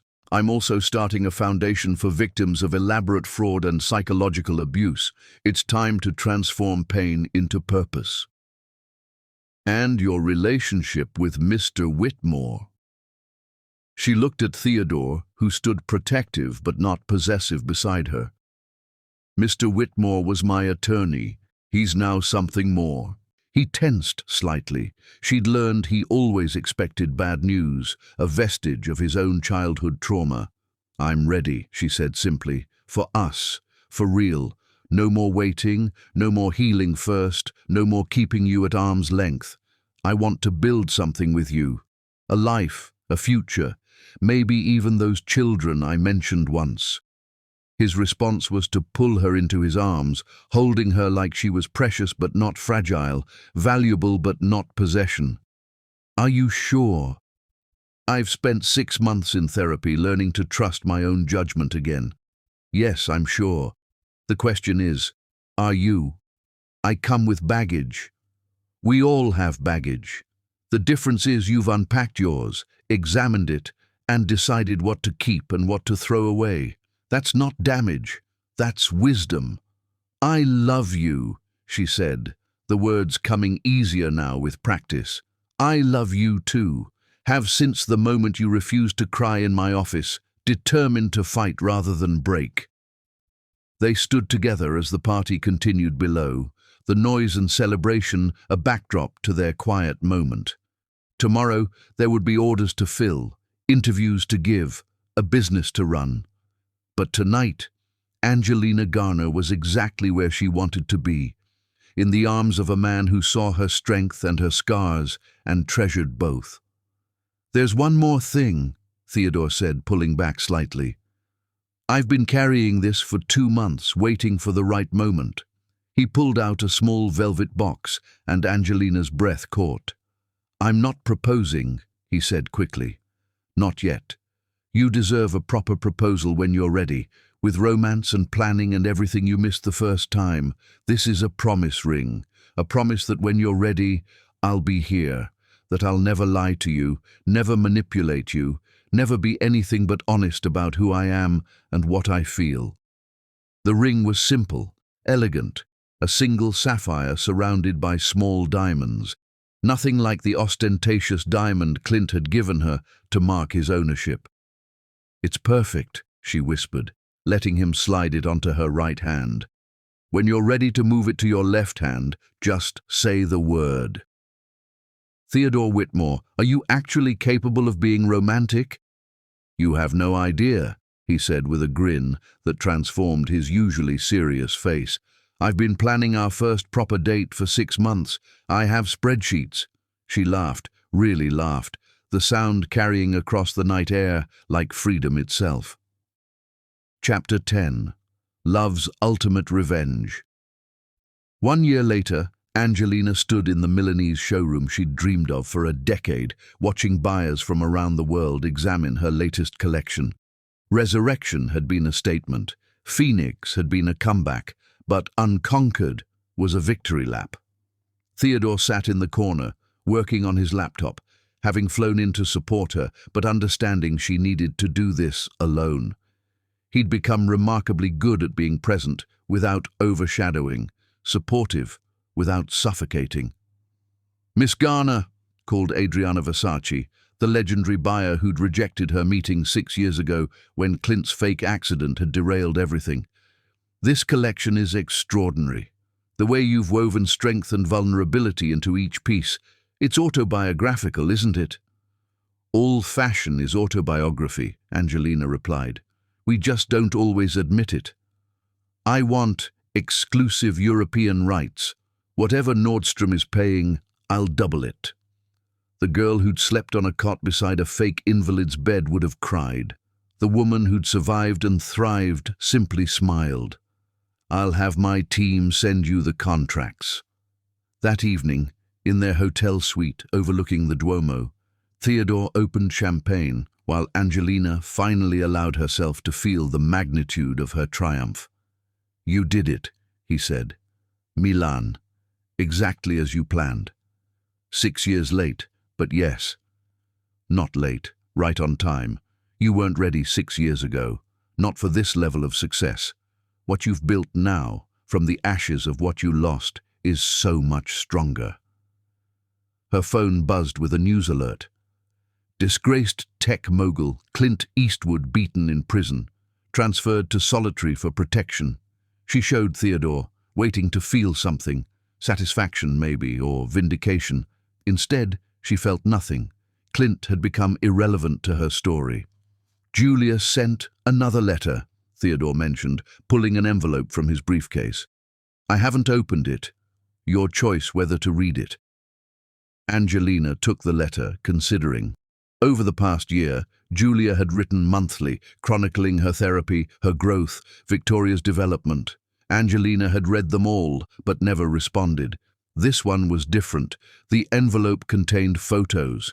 Victoria, now 18 months old, chubby-cheeked and bright-eyed, nothing of Clint visible in her features. And a graduation certificate. Julia had completed her degree in social work, planning to help other women who'd been manipulated into harmful situations. The letter was brief. Angelina, I graduate next week. No one will be there to celebrate with me. My family disowned me after the trial. I don't blame them. I don't blame you for not responding to my letters. I just wanted you to know that Victoria and I are building something good from something terrible. You showed me that was possible. I'm including my graduation invitation, not because I expect you to come, but because you deserve to know that your mercy toward me wasn't wasted. I'm becoming someone Victoria won't be ashamed of. Forever grateful, Julia. Are you going to go? Theodore asked, reading over her shoulder. No, Angelina said softly, but I'll send flowers and a trust fund information for Victoria, something Clint can never touch, that will ensure she gets an education without desperation driving her choices. That's generous. That's strategic. Victoria is innocent in all this, and maybe with resources and opportunity, she'll become something wonderful despite her origins. Theodore pulled her close, and she melted into his warmth. Tomorrow, they'd fly home to the house they'd bought together. Not his, not hers, but theirs. A place with no ghosts, no medical equipment, no wheelchair ramps, just rooms full of light and possibility. I have something to tell you, Theodore said against her hair. Good or bad? Wonderful, at least I think so. Sarah called. She and Marcus are getting married. 2 survivors of Clint's manipulation, finding love in the support group. She wants you to be maid of honor. Angelina smiled. Another resurrection, another phoenix rising. Of course I will. And, Theodore continued, his voice shifting to something more serious, I have a question to ask you. He moved to one knee, and Angelina's breath caught. A year of healing, of rebuilding, of learning to trust again, and now this moment she'd never thought she'd want again. Angelina Garner, he began, pulling out a ring box different from the promise ring she'd been wearing. You've taught me that strength isn't about never falling, it's about how you rise. You've shown me that love isn't possession or control, it's partnership and respect. You've proven that the human spirit can survive calculated cruelty and still choose kindness. Theodore, let me finish. I'm a lawyer. I've been practicing this closing argument for weeks. His smile was nervous, endearing. I love you not because you need me, you don't. Not because you're broken, you're not. I love you because you're brilliant, resilient, creative, and kind. Because you make me want to be better. Because every day with you is an adventure in discovering what partnership really means. He opened the box, revealing a ring that was quintessentially her. Unique, artistic, clearly custom designed with her aesthetic in mind. Will you marry me? Not because you need a protector or provider, but because you want a partner. Will you build a life with me based on truth, respect, and love that's chosen daily rather than assumed? Yes, Angelina said, not even needing to think. Yes to all of it. Yes to you. As he slipped the ring on her finger, her left hand this time, Angelina thought about the woman who discovered her husband walking 4 years ago. That woman had been shattered, thinking love was lost to her forever. But that woman hadn't known about Theodore's steady presence, hadn't known about the strength she'd find in survival, hadn't known that the best revenge against someone who tried to break you is to become unbreakable. 3 months later, their wedding was small, intimate, real. Everything her first wedding hadn't been. Sarah was her maid of honor. Marcus was Theodore's best man. Naomi officiated, having gotten ordained online specifically for this moment. Even Skylar cried, though she'd deny it later. Julia didn't attend, but she sent a gift, a photo album documenting Angelina's fashion comeback, every article, every review, every triumph carefully preserved. The note simply said, "Proof that phoenixes are real." As Theodore and Angelina exchanged vows they'd written themselves, promises of truth, partnership, and choosing each other daily, a news alert popped up on someone's phone. Clint Eastwood dead in prison, apparent suicide.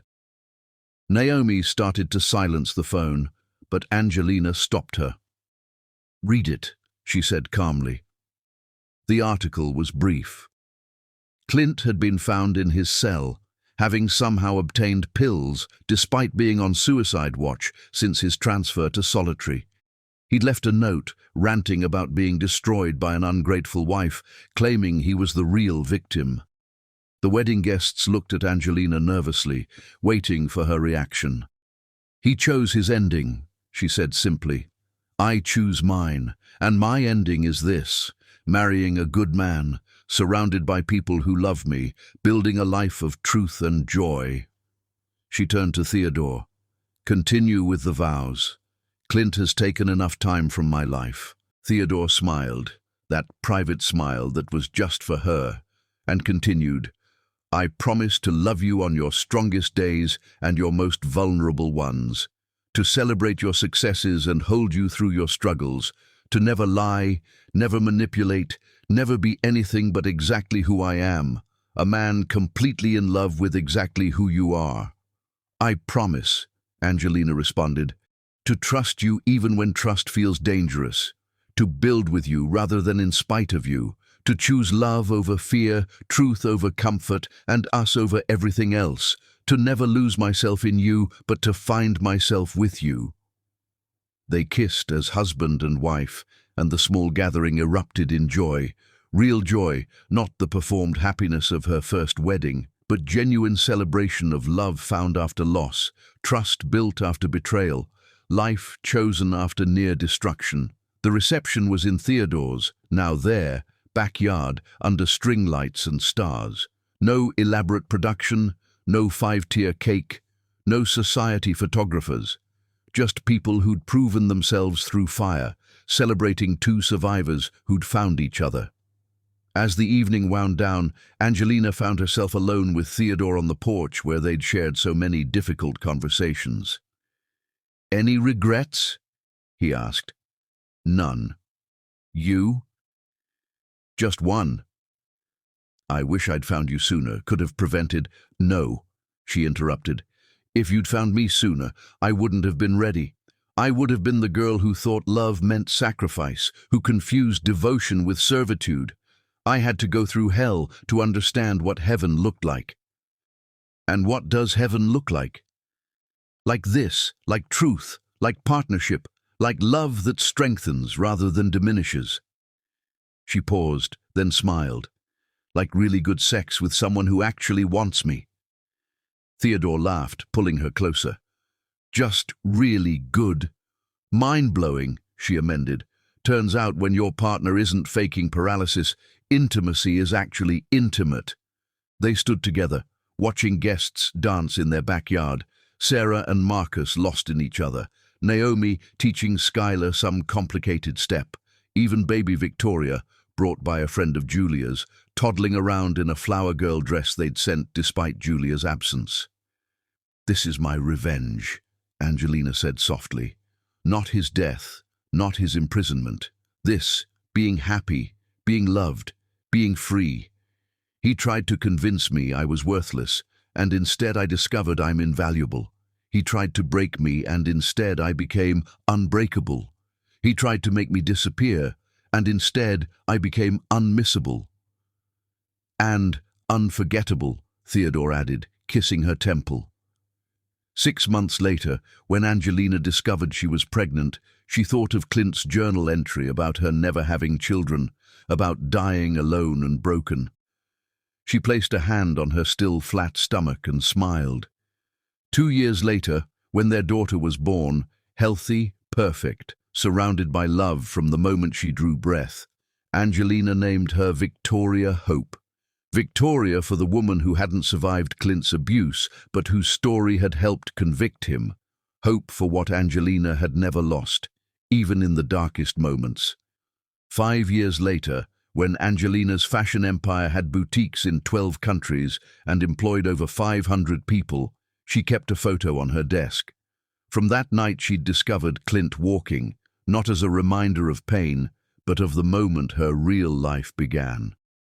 10 years later, when Theodore was nominated for a judgeship based on his work defending abuse survivors, Angelina stood beside him at the ceremony, their 2 children, Victoria Hope and James Truth, playing at their feet.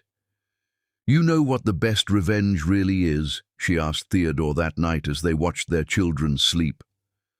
"What?" "Forgetting to think about revenge at all. Days go by now when I don't think of him, weeks sometimes. He's become nothing more than a cautionary tale I tell when it might help someone. He wanted to be the main character in my story, and instead he became a footnote." "Not even a footnote," Theodore corrected. "A typo that got edited out in the final draft." They stood together in the doorway of their children's room, watching small chests rise and fall with peaceful sleep. Children who would grow up knowing love was partnership, that strength wasn't dominance, that trust was earned through consistent truth. Somewhere, Clint's mother Grace was finishing her extended sentence, additional years added for conspiracy charges uncovered during the investigation. Somewhere, Julia was graduating with her master's in social work, Victoria beside her, building a life of service from a foundation of shame. Somewhere, Sarah and Marcus were celebrating their 5th wedding anniversary, proof that broken people could heal each other rather than hurt each other. But in this house, in this moment, Angelina thought of none of them. She thought only of the morning's fashion show, tomorrow's family picnic, the weekend's trip to see Naomi's new baby. She thought of life, rich, full, honest life, built on the ashes of what had tried to destroy her. "I love you," Theodore said, words they'd now exchanged thousands of times, each iteration honest, each repetition a choice. "I love you too," she replied, meaning it in ways the woman sleeping on a cot beside a fake invalid could never have imagined. They went to their bedroom, their real bedroom, with a bed big enough for 2, with no medical equipment, no performance, no lies, just 2 people who'd found each other after walking through hell, who'd chosen to build heaven together. And as Angelina fell asleep in Theodore's arms, she didn't think of revenge at all. She thought of tomorrow's possibilities, next week's challenges, next year's dreams. She thought of the future, bright, honest, and entirely hers. Because the ultimate revenge against someone who tried to steal your life isn't taking theirs. It's living yours so fully, so joyfully, so successfully that their attempt becomes irrelevant. It's thriving so completely that their name becomes just another word you forgot how to spell. In the end, Clint had been right about one thing. Angelina Garner was unforgettable. But he'd been wrong about why. She wasn't unforgettable because of what he'd done to her. She was unforgettable because of what she'd done despite him. And that was the sweetest revenge of all.